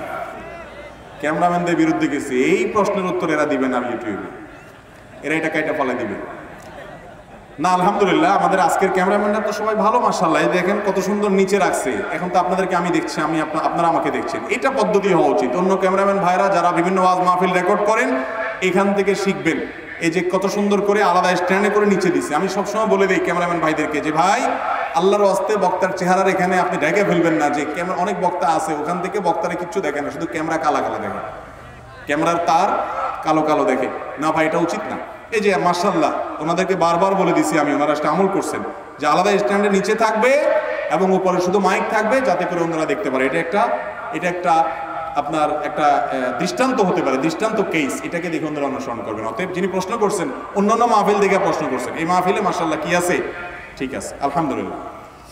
এরপরে প্রশ্ন হলো, কোন ইমামের মধ্যে আকীদাগত সমস্যা থাকলে, যেমন সে তার পীর বাবাকে সিজদা করে, সেই ইমামের সাথে জামাতে নামাজ পড়া উত্তম নাকি আলাদা জামাত পড়া উত্তম?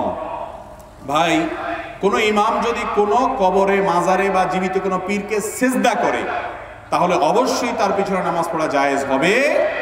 কারণ ইমাম যদি সাধারণ বিদআত করে, আমলগত বিদআত, তার পিছনে নামাজ পড়া যায়। কিন্তু ঈমান নষ্ট হওয়ার মতো কাজ, শিরকে আকবর করলে তার পিছনে নামাজ পড়া জায়েজ।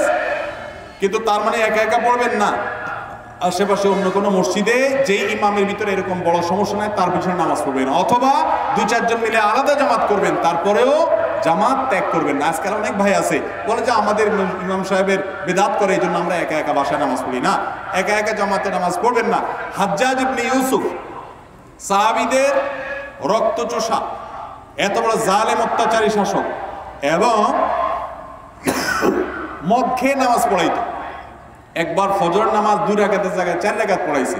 পিছনে সম্ভবত আব্দুল্লাহ ইবনে মাসউদ রাদিয়াল্লাহু আনহু ছিলেন, সিনিয়র সাহাবীরা অনেকে, কারণ সে দায়িত্বশীলতার, তার পিছনে নামাজ পড়বে ইমাম। তখন সে ওই মাদকাসক্ত, তো নেশাগ্রস্ত অবস্থায় 2 রাকাতের জায়গায় 4 রাকাত পড়াইছে, খবর নেই। সালাম ফিরে বলে আর পড়াবো? তো উনি পিছন থেকে বলছে আর লাগবে না, অনেক হয়েছে, এবার থাম। তাহলে বোঝা গেল জামাত নষ্ট করা মুসলমানদের এটা খুব ডেঞ্জারাস বিষয়। সাহাবীরা এত ত্রুটি থাকা সত্ত্বেও জামাতে নামাজ পড়তেন। হ্যাঁ, জামাতে নামাজ পড়লাম, তারপরে নামাজ হয় না, আমি আলাদা পরে নামাজ পড়বো। হ্যাঁ, যদি সে কাফের হয়ে যায়, অমুসলিম হয়ে যায়, তাহলে তার পিছনে কি নাই, জামাতে নামাজ পড়া যায় না। এই জন্য কোনো ইমাম যদি এরকম শিরকে আকবর করে, তার পিছনে নামাজ পড়বেন না, কিন্তু অন্য মসজিদে যাবেন, তাই বলে বাসায় একা একা পড়বেন। শয়তান অনেকে এরকম নেক্সটে ধোকা দেয় জামাত থেকে দূরে রাখার জন্য। বাথরুমের ভিতরে উলঙ্গ অবস্থায় গোসল করা যাবে কিনা? একেবারে বিবস্ত্র হয়ে যাওয়া ভালো কোনো কাজ না। আপনি টয়লেটের ভিতরে আছেন, কেউ আপনাকে দেখছেন না, আল্লাহ রাব্বুল আলামিন অন্তত দেখছেন। আল্লাহকে অন্তত শরম পাওয়া উচিত, আল্লাহর সঙ্গে অন্তত লাজুকতা থাকা উচিত, এবং হাদিসে সেটি বলা হয়েছে। যার কারণে একেবারে বিবস্ত্র হয়ে, বস্ত্রহীন হয়ে, শরীরের কাপড় চোপড় সম্পূর্ণ ফেলে দিয়ে গোসল করাটা উচিত না, অনুত্তম, সুন্নাহর খেলাফ কাজ। কিন্তু যদি সেখানে অন্য কেউ না থাকে, অথবা আপনার স্বামী স্ত্রী আছেন, অন্য কেউ নেই, বা আপনি একা আছেন, তো এই অবস্থায় যদি আপনি গোসল করেনও এভাবে সম্পূর্ণ বস্ত্রহীন অবস্থায়, বিবস্ত্র অবস্থায়, বড় কোনো গুনাহ বা কাবিরা গুনাহ হবে না, এবং গোসলও হয়ে যাবে, বাট এই কাজটা ভালো কাজ না। অনেকে বদ অভ্যাস আছে যে এইভাবে গোসল করে। আমাকে অনেকে প্রশ্ন করছে যে এরকম আমি নিয়মিত করি, এটা বদ অভ্যাস। আপনি অন্তত এটা গামছা পেঁচায় হলেও গোসল করেন, এটা হলো সুন্নাহসম্মত গোসল। এরপরে প্রশ্ন হলো, রফাদানি এবং কাদিয়ানির মধ্যে পার্থক্য কি, এবং রফাদানি ও হানাফির মাঝে বিয়ে করানো অথবা বিয়ে দেওয়া চলে কিনা? ভাই, নামাজের মধ্যে রুকুতে যেতে, রুকু থেকে উঠতে এবং তৃতীয় রাকাতের শুরুতে রফে আদাইন করা, হাত উত্তোলন করা, এটা বিভিন্ন হাদিস দ্বারা প্রমাণিত। আবার যে ইমামগণ এই জায়গাগুলোতে হাত উত্তোলন না করার কথা বলেন, তাদের এই না করার সপক্ষেও বিভিন্ন হাদিস এবং হাদিসের দালালাত এবং দলিল আছে। এই বিষয়গুলো এরকম যে এই বিষয়গুলো নিয়ে মারামারি করা, কামড়াকামড়ি করা, একটাকে হালাল আরেকটাকে হারাম বলা, একটাকে জায়েজ আরেকটাকে নাজায়েজ বলা, এটা কোনো অবস্থাতে সমীচীন নয়, এবং এটা করার কোনো সুযোগ নেই। যারা রফে আদাইন করেন তারা আপনার ভাই, যারা হানাফি তারাও রফে আদাইন যিনি করেন তার ভাই। অতএব মুসলমান ভাইয়ের মধ্যে কোনো মতের পার্থক্য, বুঝের পার্থক্য, ওলামাদের মধ্যে ইস্তেহাদ এবং গবেষণাগত মত পার্থক্য থাকতে পারে, এটার কারণে বিবাহ বন্ধনে আবদ্ধ হওয়া নাজায়েজ হবে না, প্রশ্নই ওঠে না। তারা মুসলমান, আহলে কিবলা। তবে কাদিয়ানীদের সাথে মিলানোটা ভুল, কারণ কাদিয়ানী, গোলাম আহমদ কাদিয়ানীকে যারা নবী মনে করেন, মুহাম্মদ সাল্লাল্লাহু আলাইহি সাল্লামকে যারা আখিরি নবী হওয়ার কথাকে অস্বীকার করেন, এবং আরো অনেক কারণ যাদের মধ্যে আছে, কাদিয়ানী নামে পরিচিত, সারা বিশ্বের সকল উলামাদের ঐক্যমতে তারা কাফির, ইসলাম থেকে খারিজ, তারা মুসলমান নয়, মুসলমানদের নাম ব্যবহার করছে, আসলে তারা অমুসলিম। অতএব তাদের সাথে বিবাহ বন্ধনে আবদ্ধ হওয়া জায়েজ না। এরপরে প্রশ্ন হলো, কোন ব্যক্তিকে আল্লাহ তাআলা নামাজ পড়তে বলেছেন? আল্লাহ তাআলা সবাইকে নামাজ পড়তে বলেন নাই। কিছু মানুষ আছে যাদের নামাজ না পড়লেও চলবে। বলবো কাদের নামাজ না পড়লেও চলবে? যার মস্তিষ্ক বিকৃত হয়ে গেছে, বেচারা মাথা ঠিক নাই, ডাইরেক্ট হয়ে গেছে, অসুস্থ হয়ে গেছে, পাগল হয়ে গেছে, দীর্ঘদিন সে পাগল অবস্থায় আছে, সেন্স নাই, হুঁশ নাই, পাগলামি করে পাগল হয়ে গেছে, বিকৃত মস্তিষ্ক হয়ে গেছে, এই লোকের নামাজ মাফ। আপনাদের মধ্যে যারা এরকম আছেন তাদের নামাজ না পড়লেও চলবে। কথা কি বুঝাতে পারছি? ছোট বাচ্চা, তাদেরও নামাজ মাফ। অতএব তারা নামাজ না পড়লেও গুনাহ হবে। এছাড়া আপনারা যারা ঠান্ডা মাথায় সুস্থ মস্তিষ্কের মানুষ, আবার প্রাপ্তবয়স্ক, তাদের সবাইয়ের পরে নামাজ ফরজ। অতএব নামাজের মধ্যে কোনো অজুহাত চলবে। অনেক যুবকরা নামাজের জন্য ডাকলে বলে কি, ভাই আমার আসলে কাপড়টা ঠিক নাই। এর কি ঠিক নাই? চিন্তা করেন, মুসলমান আবার কাপড় ঠিক না, পুরুষ মানুষ কাপড় বেঠিক হয়েছে কি কারণে তোমার ভাই? তুমি পেশাবের পরে পানি ধোবা, বাথরুমের পরে পানি দিয়ে পরিষ্কার করবা, পাকসাফ হবে, বাস তাইলেই তো কাপড় পাকসাফ হয়ে গেল। কাপড় যদি পাকসাফ না থাকে, প্রয়োজনে কাপড় জোগাড় করবা, কিন্তু এই অজুহাতে নামাজ তরক করা জায়েজ না। এরপর প্রশ্ন হলো, আপনি হয়তো জানেন গত কয়েক বছর আগে ছাত্রদের আন্দোলনের মাধ্যমে বিভিন্ন পরিবহনের বাসের শর্ত সাপেক্ষে ভাড়া অর্ধেক ছাড় দেওয়া হয়, অর্থাৎ স্টুডেন্ট ভাড়া হাফ করা হয়। যেহেতু এটার জন্য আন্দোলন করা হয়েছে, তাই ধরা যায় মালিক পক্ষ অনেকটা চাপের মুখে এটা নিতে বাধ্য হয়। এখন প্রশ্ন হচ্ছে, ছাত্রদের জন্য কি হাফ ভাড়া দেওয়া জায়েজ হবে কিনা? জটিল প্রশ্ন ভাই, এই প্রশ্ন উত্তর সংক্ষেপে দেয়া কঠিন। তারপর আমরা মৌলিক একটা নির্দেশনা দিয়ে দেই। লা ইয়াহিল্লু মাল ইমরিইন মুসলিমিন ইল্লা বিতিবি নাফসি। নবীজি সাল্লাল্লাহু আলাইহি ওয়াসাল্লাম বলেছেন, কোন মুসলমানের টাকা সম্পদ তার মনের সন্তুষ্টি সহকারে না দিলে আপনার জন্য নেওয়া জায়েজ। এখন আমার একটা জিনিস, এটার দাম 10 টাকা, আমি যদি অন্যভাবে 12 টাকা নেই, অবশ্যই সরকার এবং প্রশাসনের অধিকার আছে আমাকে বাধ্য করা, যে মানুষকে ক্ষতিগ্রস্ত করছি এবং অধিক মুনাফা করে আমি জুলুম করছি, আমাকে ন্যায্য মূল্য নিতে বাধ্য করতে পারে, ঠিক করে দিতে পারে, রাইট আছে। কিন্তু এই রাইট আপনার নাই যে আপনি আইসা বলবেন যে আপনার এই 10 টাকার জিনিসটা, উনি মুরব্বী মানুষ তো ওনাকে অর্ধেকে দিতে হবে। এটা আপনি বলতে পারেন না। আমার জিনিস আপনি আমাকে অর্ধেকে দিতে বাধ্য করতে পারেন না। তবে এখানে একটা বিষয় আছে যে সরকারের সাথে বাস মালিকদের অনেক বোঝাপড়া হয়, গিভ এন্ড টেকের ব্যাপার হয়। তোমাকে এই ক্ষেত্রে ছাড় দেওয়া হলো, তুমি এই ক্ষেত্রে ছাড় দাও, ওই ক্ষেত্রে তোমার জন্য কম নেওয়া হলো, তুমি এই ক্ষেত্রে কম নাও। এরকম যদি বিভিন্ন বোঝাপড়ার মাধ্যমে নেগোসিয়েশন হয়, তাহলে এটাতে কোনো অসুবিধা আমি দেখি না। আর যদি সেটি না হয়, তাহলে সেক্ষেত্রে আইন করে বা জোরপূর্বক আমার জিনিস, দেখেন ইসলাম কত সুন্দর, আমার জিনিসটার মালিক আমি, পৃথিবীর কোনো কারোর ক্ষমতা নাই এই জিনিসটা আমাকে বাধ্য করবে যে আরেকজনকে তুমি দিয়ে দাও, বা অর্ধেক মূল্যে দিয়ে দাও, বা কম দামে দিয়ে দাও, ফ্রি দিয়ে দাও। এটা কেউ বলতে পারে না। এমনকি বাপ সন্তানকে, সন্তান বাপকে বাধ্য করতে পারে না। এই পরিমাণ স্বাধীনতা মানুষের সম্পদের মধ্যে ইসলাম দিয়েছে। কত সুন্দর ইসলাম বলেন। আপনি স্ত্রী, স্বামী আপনাকে বাধ্য করার অধিকার না যে তোমার টাকা এখানে খরচ করে অমুককে দাও। কোন স্ত্রী তার টাকা তার বাপকে, তার ভাইকে দিতে চাচ্ছে, স্বামীর কোনো অধিকার নাই নাক গলানো যে তুমি দিতে পারবে না। একই কথা স্ত্রীর বেলা, স্বামীর বেলা প্রযোজ্য, অন্যদের বেলা প্রযোজ্য। কত সুন্দর ইসলাম, মানুষকে কি পরিমাণ তার সম্পদের মালিকানা এবং স্বাধীনতা ইসলাম দিয়েছে। অতএব এই ব্যাপারে যথেষ্ট দায়িত্বশীল হতে হবে। অনেকে আছে যে দেখা যায় পুলিশ অফিসার, বড় কোনো পদস্থ কর্মকর্তার সাথে তার হটলাইন আছে, তারা নিয়ে আসছে ছোট্ট একটা কাজের জন্য। তো ধরেন কথার কথা একজন এসপি সাহেব এসে যদি একটা জায়গায় বলে যে ভাই ওনার থেকে কম দেন বা ওনার বিনা পয়সা করে দেন, বেচারা বাধ্য হইয়াও করে দিবে।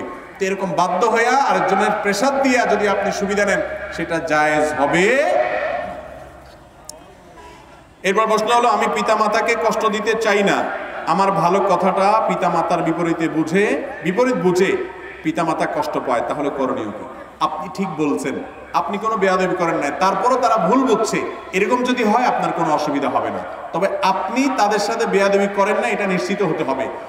আপনি যদি উচ্চবাচ্য করে ভালো কথাও বলেন তাহলে অন্যায়। তারা নামাজ পড়ে না, ধমক দিয়ে কথা বললেন, অন্যায় কাজ করে ধমক দিয়ে কথা বললেন, অন্যায় হবে। ভাইরা আমার, এই জন্য একজন সাহাবী বলেছেন, কেউ তার জামার কাপড় বাপের সামনে যদি এরকম করে ঝাড়া দেয় তাহলে সে বিররুল ওয়ালিদাইন বা বাবা মার আনুগত্যের খেলাফ কাজ করলো, বেয়াদবি করলো, এবং সে এটার জন্য জিজ্ঞাসার মুখোমুখি হতে পারে। এত বড় ব্যাপার বাবা মা।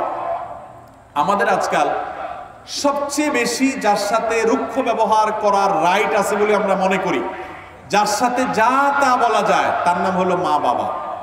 তার নাম হলো কি? সব জায়গায় বিড়ালের মতো, শুধু মায়ের কাছে আসলে ঝাড়ি, বাবার কাছে আসলে ঝাড়ি। অতএব এগুলো করা যাবে না, আল্লাহ আমাদের বোঝাতে হবে। কি আজীবন জাহান্নামে থাকবে? উত্তর হলো না। সাধারণ আমলগত বেদাত যদি হয়, এই বেদাতকারী ব্যক্তি আজীবন জাহান্নামে যাবে না। তবে বেদাত এটা গোমরাহি, পথভ্রষ্টতা, আর পথভ্রষ্টতার ঠিকানা কোথায়? জাহান্নাম। অতএব সেই জাহান্নামের ভয়ে বেদাত থেকে বেঁচে থাকতে হবে। কিন্তু এর মানে এই না যে বেদাত করার কারণে কেউ জাহান্নামে গেলে চিরকাল জাহান্নামে থাকবে, তা মোটেও সঠিক নয়। বরং বেদাত যদি আকীদাগত বেদাত হয়, ঈমান নষ্ট হয়, কুফরি হয়, বড় শিরক হয়, বড় কুফরি হয়, তাহলে সেক্ষেত্রে সে চিরকাল জাহান্নামে যাবে। ধরেন একজন একটা বেদাতি আমল করতেছে, এর কারণে সে চিরকাল জাহান্নামে যাবে না। কোনো কারণে আল্লাহ তাআলা তাকে মাফ করে দিতে চাইলে মাফ করে দিতেও পারে। অতএব বেদাত করলেই তাকে স্থায়ী জাহান্নামী ব্যক্তির মতো আচরণ বা সেরকম বিশ্বাস রাখা যাবে না। স্ত্রীর অনুমতি ব্যতীত অন্য জায়গায় রাত্রি যাপন করা যাবে কিনা? স্ত্রীর অনুমতি ছাড়া অন্য কোথাও রাত্রে থাকা যাবে কিনা? আজকাল এত স্ত্রীভক্ত স্বামীও আছে মাশাআল্লাহ, যে যাওয়ার আগে বিছানায় বোর কাছে যে আমার আজকে জরুরি কাজে বাইরে থাকতে হবে। যদি কেউ কোনো অন্যায় কিছু না করে, তার দরকারি কাজে সে অন্য এক জায়গায় রাত্রি যাপন করতে হয়েছে, কোনো হারামে লিপ্ত হয় নাই, তাহলে স্ত্রীর পারমিশন কোনো জরুরি না। তবে অবশ্যই স্বামী স্ত্রীর সৌজন্যতা এবং দাম্পত্য জীবনের সুখের জন্য আল্লাহ যে তাদের সাথে সুন্দরভাবে বসবাস করতে বলছেন, তার দাবি হিসাবে অবশ্যই জানাজানি থাকবে যাতে পেরেশান না হয়, এটা করা উচিত। কিন্তু রাত্রি যাপনের জন্য স্ত্রীর পারমিশন নেওয়ার দরকার নাই। কিন্তু যদি আপনি কোথাও অন্যায় করেন, এরপরে স্ত্রী পারমিশন দেয়, তারপরেও সেই রাত্রি যাপন আপনার জন্য জায়েজ হবে। দেখার বিষয় যে আপনি সেখানে কি অন্যায় করছেন না অন্যায় কিছু করছেন না। অন্যায় কিছু যদি না করেন তাহলে পারমিশন ছাড়াও থাকতে পারবেন, তবে পারমিশন নেওয়াই উচিত এবং বেটার। আর পারমিশন বলতে অন্তত তাকে ইনফরমেশন দেওয়া উচিত। আর যদি সেখানে অন্যায় কিছু করেন তাহলে স্ত্রীর পারমিশন নেন বা না নেন, সেটা অবশ্যই কি হবে? হারাম কাজ হবে। এরপরে প্রশ্ন হলো, আমার স্ত্রী সন্তান জন্মদানে অক্ষম, এখন কি আমি তাকে তালাক দিয়ে দ্বিতীয় বিয়ে করব নাকি তাকে রেখে দ্বিতীয় বিয়ে করব? জানালে উপকৃত হব। ভাইরা আমার, কোন নারী যদি বিভিন্ন ডাক্তারি পরীক্ষা দ্বারা প্রমাণিত হয় যে তার স্বাস্থ্যগত সমস্যার কারণে সন্তান হচ্ছে না, চিকিৎসা করিয়েছেন, কোনো আলামত নাই হওয়ার, তাহলে আপনি দ্বিতীয় বিয়ে করার রাইট আছে, দ্বিতীয় বিয়ে করার সন্তান সন্ততি হোক। কিন্তু এই স্ত্রীর সন্তান হয় না, সেজন্য তাকে তালাক দিয়ে দেওয়া এটা অমানবিক, অবশ্যই এটা অনুচিত কাজ, এটা গর্হিত কাজ। এটা তো তার নিজের হাতের কামাই না, আল্লাহর দান, এখানে তার কোনো ত্রুটি নাই। আল্লাহ কোরআনে বলেছেন, ইয়াহাবু লিমান ইয়াশাউ ইনাসা ওয়া ইয়াহাবু লিমান ইয়াশাউ যুকুরা। আল্লাহ যাকে ইচ্ছা তাকে কন্যা দেন, যাকে ইচ্ছা তাকে সন্তান দেন। আবার কাউকে কন্যা সন্তান ছেলে সন্তান দুইটাই দেন। আবার যাকে ইচ্ছা তাকে ওয়াজআলু মান ইয়াশাউ আকীমা, বন্দা রাখেন, কিছুই দেন না। এজন্য ভাইরা আমার, এই জাতীয় ক্ষেত্রে স্ত্রীর উপরে দোষ চাপিয়ে তাকে তালাক দেওয়া এটা কাপুরুষোচিত কাজ, এটা অন্যায় কাজ, অনুচিত কাজ, এটা করবেন না। এইগুলা ছেলে যা করে তার চেয়ে বেশি ছেলের মা, ছেলের বোন, অন্য মহিলাদের আরো বেশি মাথা ব্যথা, সবাই অস্থির করে তালাক দেওয়ার জন্য। খবরদার, এতটা পশু হবেন না। স্ত্রী শুধুমাত্র সন্তান জন্ম দেওয়ার জন্য না, আপনার চরিত্র হেফাজত করছে, এটাই বা কম কিসে?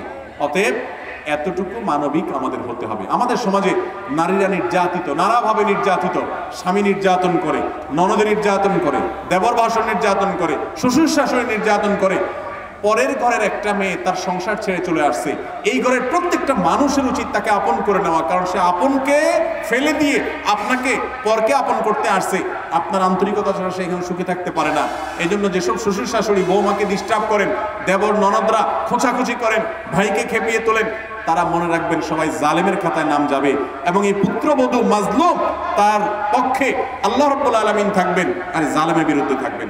অনেক দিনদার মানুষ আছে আমি জানেন, শ্বশুর এই লম্বা দাড়ি, মসজিদে নিয়মিত নামাজ পড়ে, কিন্তু সারাদিন বউর পিছে খোঁচাখুচি করে, আছে না নাই?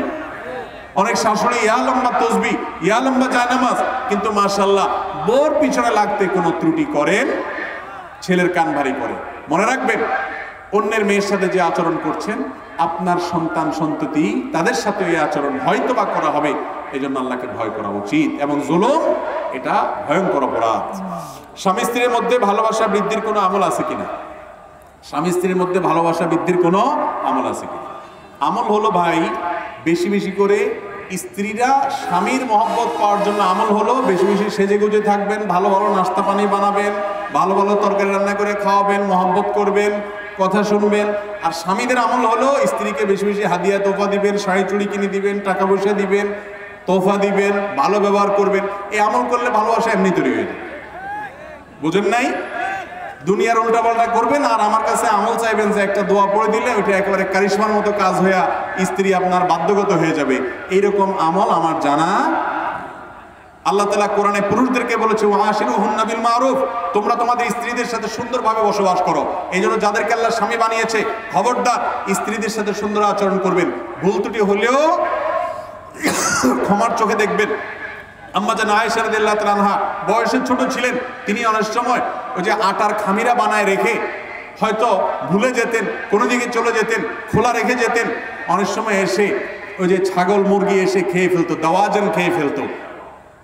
এটা ছিল তার। কিন্তু নবী করিম সাল্লাল্লাহু আলাইহি ওয়াসাল্লাম কখনো তার সাথে ব্যবহার খারাপ করেছেন, শক্ত কথা বলেছেন এমন কোনো হাদিস পাওয়া যায় না। আপনার স্ত্রী ফেরেশতা না, মানুষ, তার ভুল ত্রুটি হবে। অতএব তার সেগুলোকে সুন্দর মার্জনার চোখে দেখতে হবে। অনেক পুরুষরা আছেন এই ছেসরার মতো আচরণ করেন, বেয়াদবের মতো আচরণ করেন, অসভ্যের মতো আচরণ করেন, বাইরে লোকদের সাথে কি মিষ্টি মিষ্টি কথা, আর বউয়ের সাথে চাড়ালের মতো ব্যবহার করেন। আছে না নাই?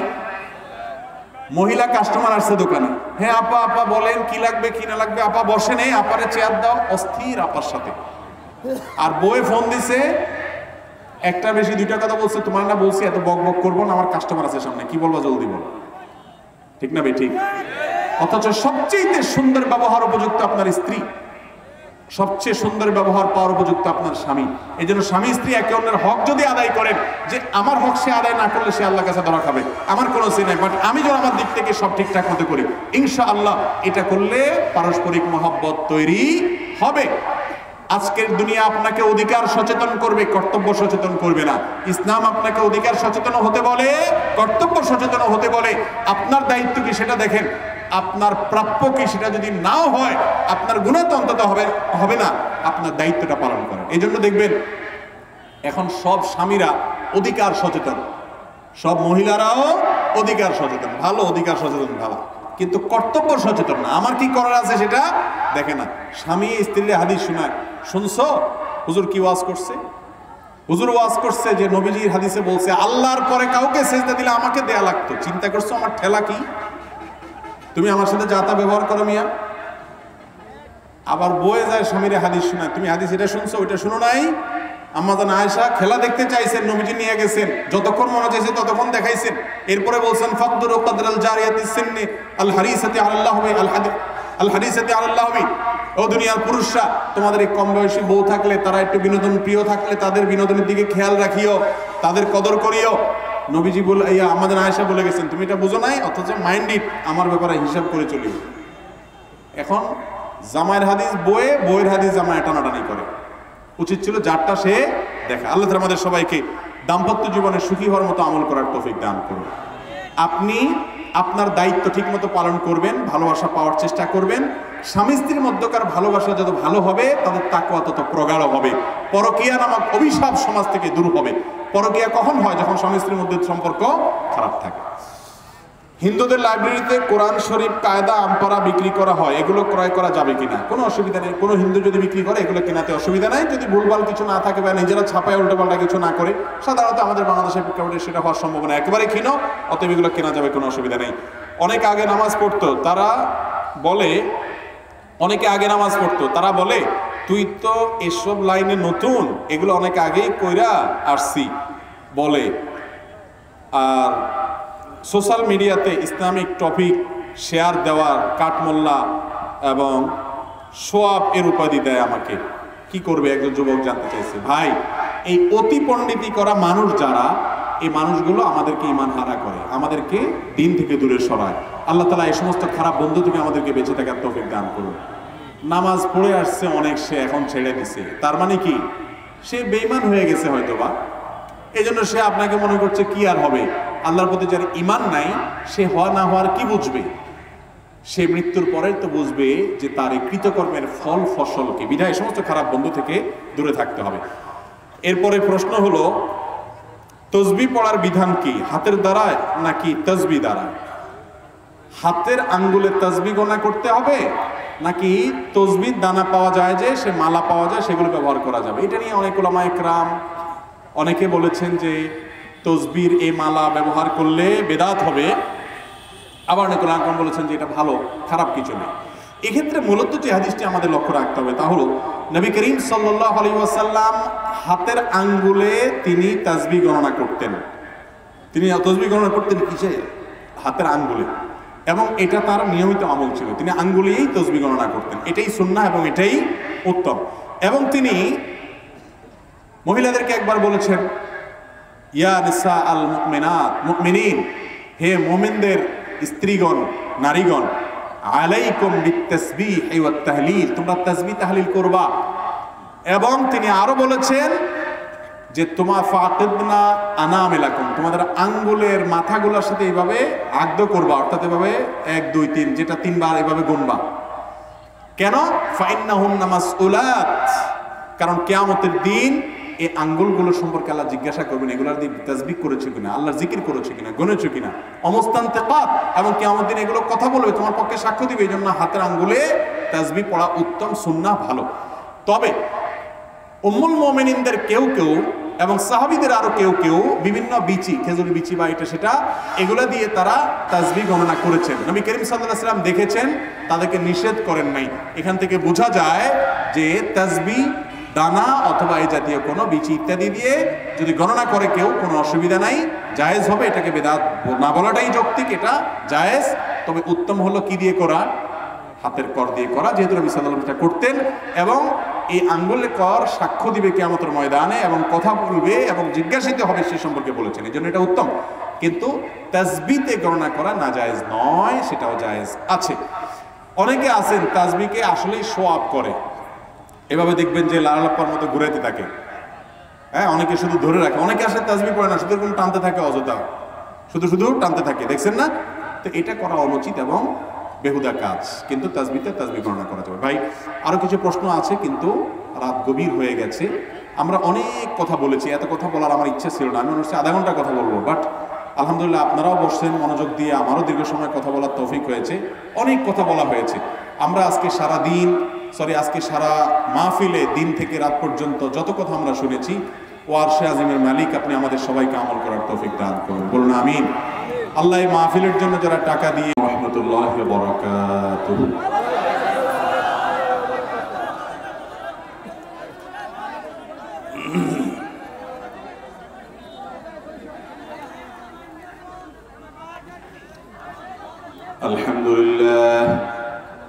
আলহামদুলিল্লাহ নাহমাদুহু ওয়া নাস্তাঈনুহু ওয়া নাস্তাগফিরুহু ওয়া নু'মিনু বিহি ওয়া নাতাওয়াক্কালু আলাইহি ওয়া নাউযু বিল্লাহি মিন শুরুরি আনফুসিনা ওয়া মিন সাইয়্যাতি আমালিনা মান ইয়াহদিহিল্লাহু ফালা মুদিল্লা লাহু ওয়া মান ইউদ্লিল ফালা হাদিয়া লাহু ওয়া আশহাদু আন লা ইলাহা ইল্লাল্লাহু ওয়াহদাহু লা শারীকা লাহু ওয়া আশহাদু আন্না মুহাম্মাদান আবদুহু ওয়া রাসূলুহু أرسله بالحق بشيرا ونذيرا وداعيا إلى الله بإذنه وسراجا منيرا أما بعد فقد قال النبي صلى الله عليه وسلم عجبا لأمر المؤمن إن أمره كله خير إن أصابه شر صبر فكان خيرا له وإن أصابه خير شكر فكان خيرا له أو كما ورد في الحديث।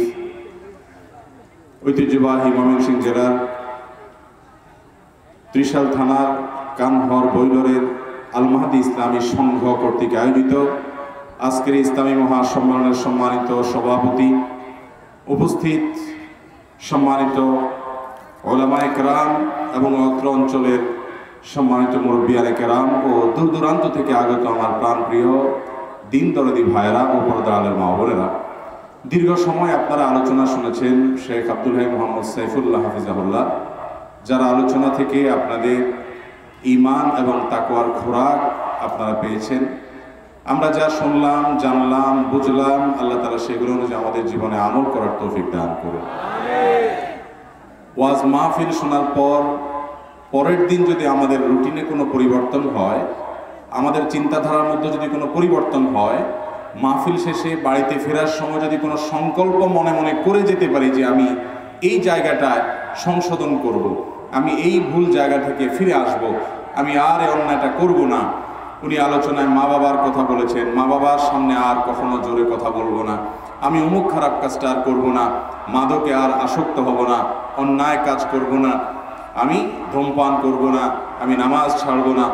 যেই আলোচনাগুলো শুনলাম সেগুলো থেকে যদি অন্তত এক দুইটা বিষয় আপনি প্রতিজ্ঞা করে এই মাহফিল থেকে যেতে পারেন, তাহলে এই পুরো আয়োজন সার্থক ইনশাআল্লাহ। আর যদি এখানে শুধু শুনলেন আর চিৎকার করলেন, আবেগ, উচ্ছ্বাস আর ভালোবাসা প্রকাশ করলেন, কিন্তু যাওয়ার পর আগের দিন যা ছিলেন মাহফিলের পরের দিনও তা, তাহলে এটার কোনো মানে হতে পারে না। আল্লাহ তাআলা আমাদের সবাইকে আমল করার তৌফিক দান করুন। এখন আপনারা পুরো মঞ্চে, পুরো ইয়েতে, প্যান্ডেলের নিচে, প্যান্ডেলের সামনে, প্যান্ডেল ছাড়া বা যারা আছেন সকল উপস্থিতি, পুরো এই মাঠের সকল দর্শক শ্রোতাদেরকে আমি বলবো, আপনি মনে মনে অনুগ্রহ করে ঠিক করে ফেলেন যে আপনি আপনার কোন বদ অভ্যাসটা আগামীকাল থেকে বা এখন থেকে আপনি ছাড়ার নিয়ত করে ফেলেছেন। সবাই মনে মনে অন্তত একটা দুটো ঠিক করে ফেলেন, একটা অন্তত ঠিক করেন যে আমি এই অপরাধ, এই গুনার কাজটা আজকে আলোচনার পর আমি জানলাম, এর ভয়াবহতা সম্পর্কে উপলব্ধি করলাম, আজ করলাম, আজকে থেকে আর করব না। নিয়ত করা যাবে না ইনশাআল্লাহ? আমরা মনে মনে আমাদের আল্লাহকে, আমাদের মালিককে একটু শুনাই দেই। বান্দা যখন কোনো অন্যায় থেকে ফিরে আসে, তওবা করে আগের কৃতকর্মের জন্য লজ্জিত হয়, আল্লাহ তাআলা শুধু মাফ করেন না, অনেক ক্ষেত্রে এই ধরনের তওবার কারণে আগের সব পাপ মাফ করে সেই জায়গা পুণ্য এবং সওয়াব দিয়ে আল্লাহ পরিপূর্ণ করে। অতএব আমরা তওবা করব তো ইনশাআল্লাহ, জীবন পরিবর্তন করব তো ইনশাআল্লাহ। শুধু ওয়াজ শুনবো না, আমলও করব। ওয়াজও শুনবো, আমলও করব। আল্লাহ আমাদের সবাইকে তৌফিক দান করুন। মোহতারাম হাজরিন, আমি একটি হাদিস তেলাওয়াত করেছি, সহিহ মুসলিমে হাদিসটি বর্ণিত হয়েছে। এই হাদিসকে সামনে রেখে সামান্য কয়েকটা কথা বলে আমি প্রশ্ন উত্তরে চলে যাবো ইনশাআল্লাহ। আমাদের দেশে এবং গোটা পৃথিবীতে ইউক্রেন রাশিয়ার যুদ্ধের কারণে, দেশীয় এবং আন্তর্জাতিক নানান কারণে অর্থনৈতিক মন্দাভাব ভয়াবহ আকার ধারণ করছে এবং দুর্ভিক্ষ হবে, হবে না, কঠিন পরিস্থিতি আসছে, আসবে না, এরকম একটা আতঙ্ক এবং ভয়ের মধ্যে আমরা সব মানুষ কম বেশ দিন পার করছি, ঠিক না বেঠিক? এই পরিস্থিতিতে একজন ইমানদারের জন্য যে হাদিসটি আমি সহিহ মুসলিমের তেলাওয়াত করেছি, সেখানে গুরুত্বপূর্ণ একটা গাইডলাইন দেওয়া আছে, একটা সুসংবাদ দেওয়া আছে। সুসংবাদটা শোনাবো?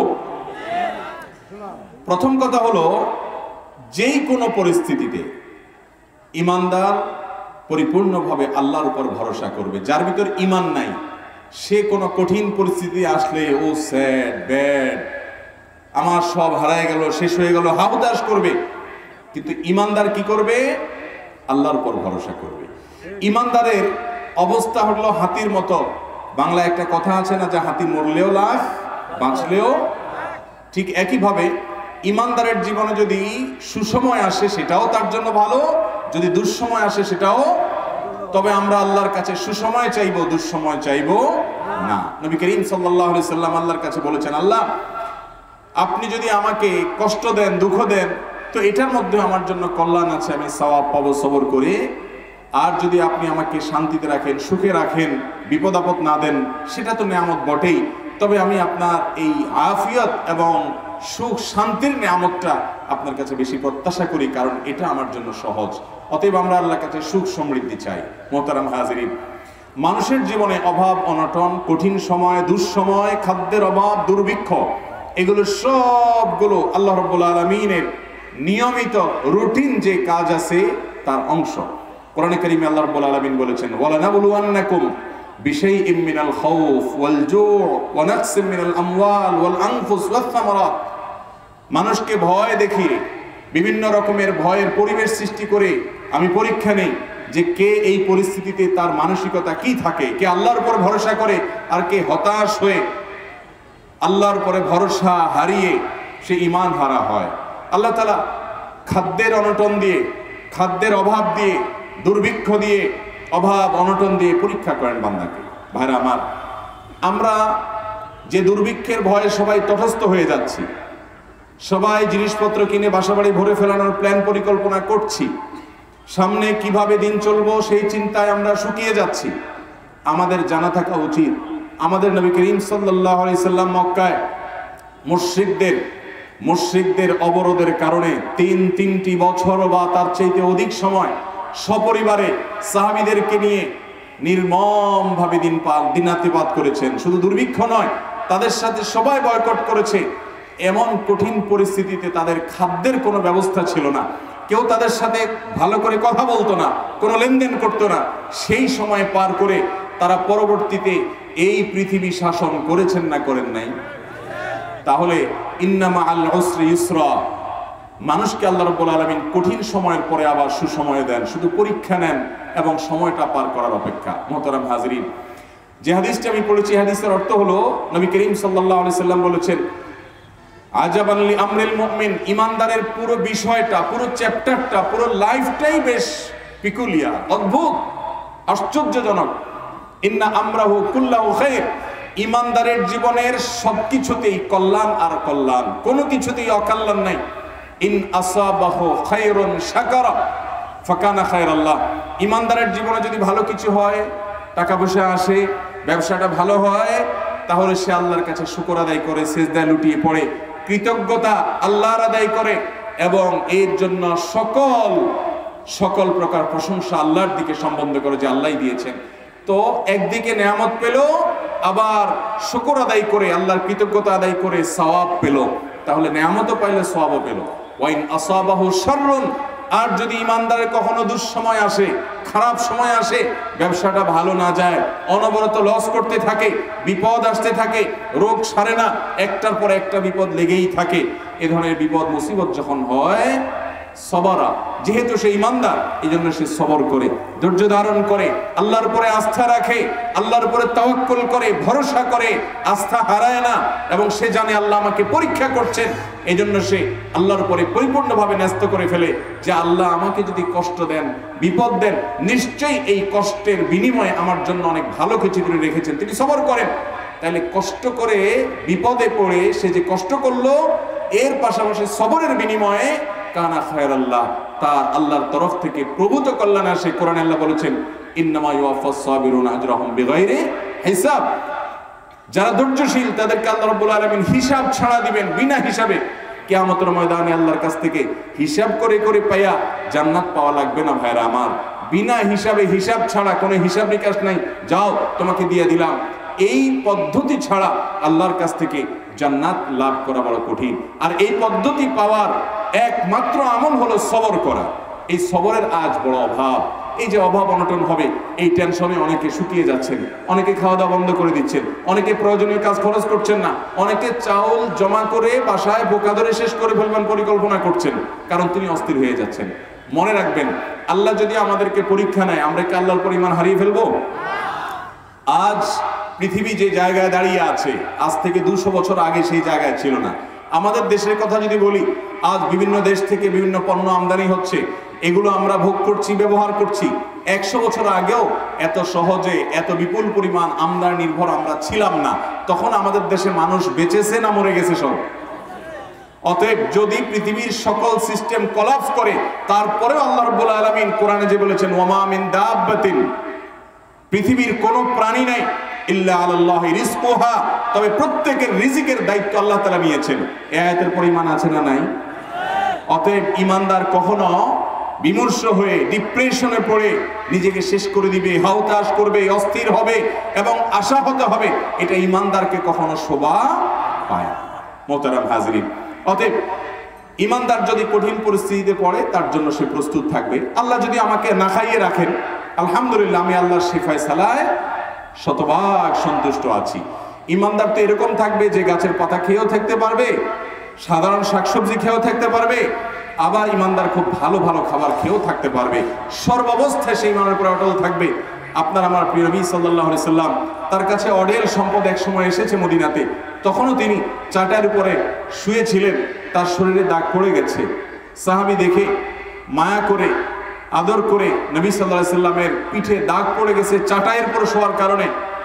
তিনি অনেকটা আক্ষেপ করে দুঃখ করে বলছেন, ইয়া রাসূলুল্লাহ, আশেপাশের সমস্ত রাজা বাদশারা কত আলিশান জিন্দেগিতে থাকে, আপনি এত কষ্ট করছেন, আপনি চাইলেই তো একটা আরামের ব্যবস্থা করতে পারেন। নবী করিম সাল্লাল্লাহু আলাইহি ওয়াসাল্লাম সে আরামের ব্যবস্থা গ্রহণ করেন না, নিজে কষ্ট করেছেন, মানুষের কল্যাণে কাজ করেছেন। তার কাছে যখন তার মেয়ে ফাতেমা রাদিয়াল্লাহু তাআলা আনহা আবদার করলেন, আলী রাদিয়াল্লাহু তাআলা আবদার করলেন যে আমরা নিজেরা আর কাজ করতে পারি না, নিজেরা শ্রমিকের কাজ করে আলী রাদিয়াল্লাহু তাআলা হাতে দাগ পড়ে যাচ্ছে, কষ্ট হয়ে যাচ্ছে, একজন কাজের লোক না হলে বাসা আর চলে না। নবীজি সাল্লাল্লাহু আলাইহি সাল্লাম বললেন, আসহাবে সুফফা, সাহাবীরা মসজিদে নববীতে তারা না খেয়ে কষ্ট করছে, তাদের পেটে ক্ষুধায় দাগ পড়ে গেছে, ক্ষুধা থাকতে থাকতে তাদের এই অবস্থা রেখে তোমাদেরকে আমি কাজের লোক দিতে পারি না। এটাকেই তো নেতা বলে, যে মানুষের চিন্তা করবে আগে, নিজের পরিবারের চিন্তা করবে পরে। মোহতারাম হাজিরিন, এরকম কঠিন সময় তারা পার করেছেন। অতএব আল্লাহ না করেন যদি কোনো পরীক্ষা হয়, আল্লাহ কোনো পরীক্ষা নেন, আমরা আল্লাহর পরীক্ষা আস্থা হারিয়ে ফেলবো? মনে রাখবেন, এই জাতীয় ভয়, এই জাতীয় শঙ্কা, বিশেষ করে যারা ডিপ্রেশনে পড়ে, আমি অনেককে জানি যে অর্থ অনটনে, ব্যবসা বাণিজ্য খারাপ যাচ্ছে, বড় বড় ব্যবসায়ীদের অনেকে আছেন, আমি ব্যক্তিগতভাবে একাধিক ব্যক্তিকে জানি যে ইতিমধ্যে আত্মহত্যা করে দুনিয়া থেকে চলে গেছে, বলেন নাউজুবিল্লাহ। আল্লাহর প্রতি তাওয়াক্কুল যদি কেউ করে, ভরসা যদি রাখে যে আল্লাহ ভরসা, আল্লাহ ভরসা, আল্লাহর উপর আমার আস্থা আছে, কারোর উপর আস্থা নেই। কারোর উপর আস্থা আছে? আল্লাহ ছাড়া কারোর উপরে কোনো আস্থা, কেউ আমাদেরকে রক্ষা করতে পারবে না আল্লাহ ছাড়া। আল্লাহর উপরে যে আস্থা পরিপূর্ণভাবে করবে, আল্লাহ বলেছেন ফাহুয়া হাসবুহ, তিনি তার জন্য কি হয়ে যাবেন? যথেষ্ট হয়ে যাবেন। অতএব আমরা এই ধরনের পরিস্থিতিতে ভেঙে পড়বো না, মুশড়ে পড়বো না, অযথা প্রেশার নেব না, স্ট্রেস নেব না। অনেক ভাইরা এখন থেকে অনেক স্ট্রেস নিচ্ছেন, পাগল করা হয়ে যাচ্ছেন। মনে রাখবেন, তাই হবে যা আল্লাহ ফয়সালা করেছেন, আল্লাহর ফয়সালার বাইরে চুল পরিমাণ কিছু আর হবে। অতএব ইমানদার এরকম সন্ত্রস্ত হওয়ার মতো পরিবেশ তার জীবনে কোনোটি থাকবে না। সর্বাবস্থায় সে আল্লাহর উপরে তাওয়াক্কুল, আস্থা অবিচল থাকবে। আল্লাহ আমাদের সবাইকে আল্লাহর উপরে পরিপূর্ণ তাওয়াক্কুল এবং আস্থা অর্জন করার তৌফিক দান করুন। আমাদের সকল বিপদ আপদ সবকিছুতে আমরা আল্লাহর উপরে নিজেকে ন্যস্ত করব।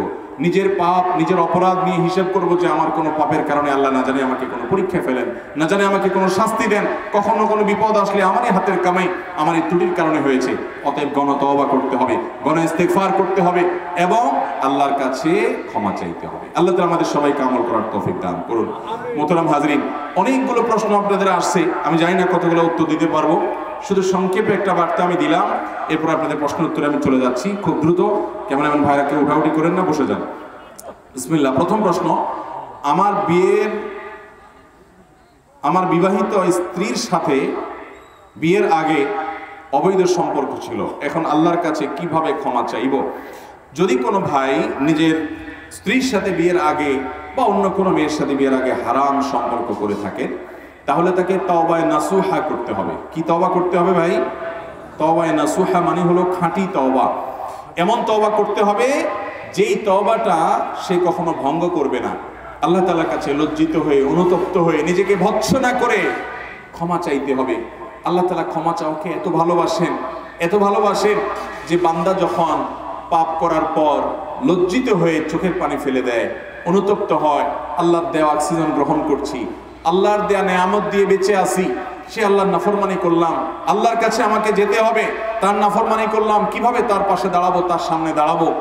ওয়াম্মা মান খাফা মাকামা রাব্বিহি ওয়া নাহান নাফসা আনিল হাওয়া, যে ব্যক্তি আল্লাহর ভয়ে সন্ত্রস্ত থাকে, এই জন্য লজ্জিত হয়ে নিজের পাপের জন্য ক্ষমা চাইবে এবং ভবিষ্যতে আর কোনোদিন এই পাপের কাছেও যাব না আল্লাহ সংকল্প করবে। আল্লাহ রাব্বুল আলামিন তার পিছনে সমস্ত গুনাহ মাফ করে দিবেন ইনশাআল্লাহ।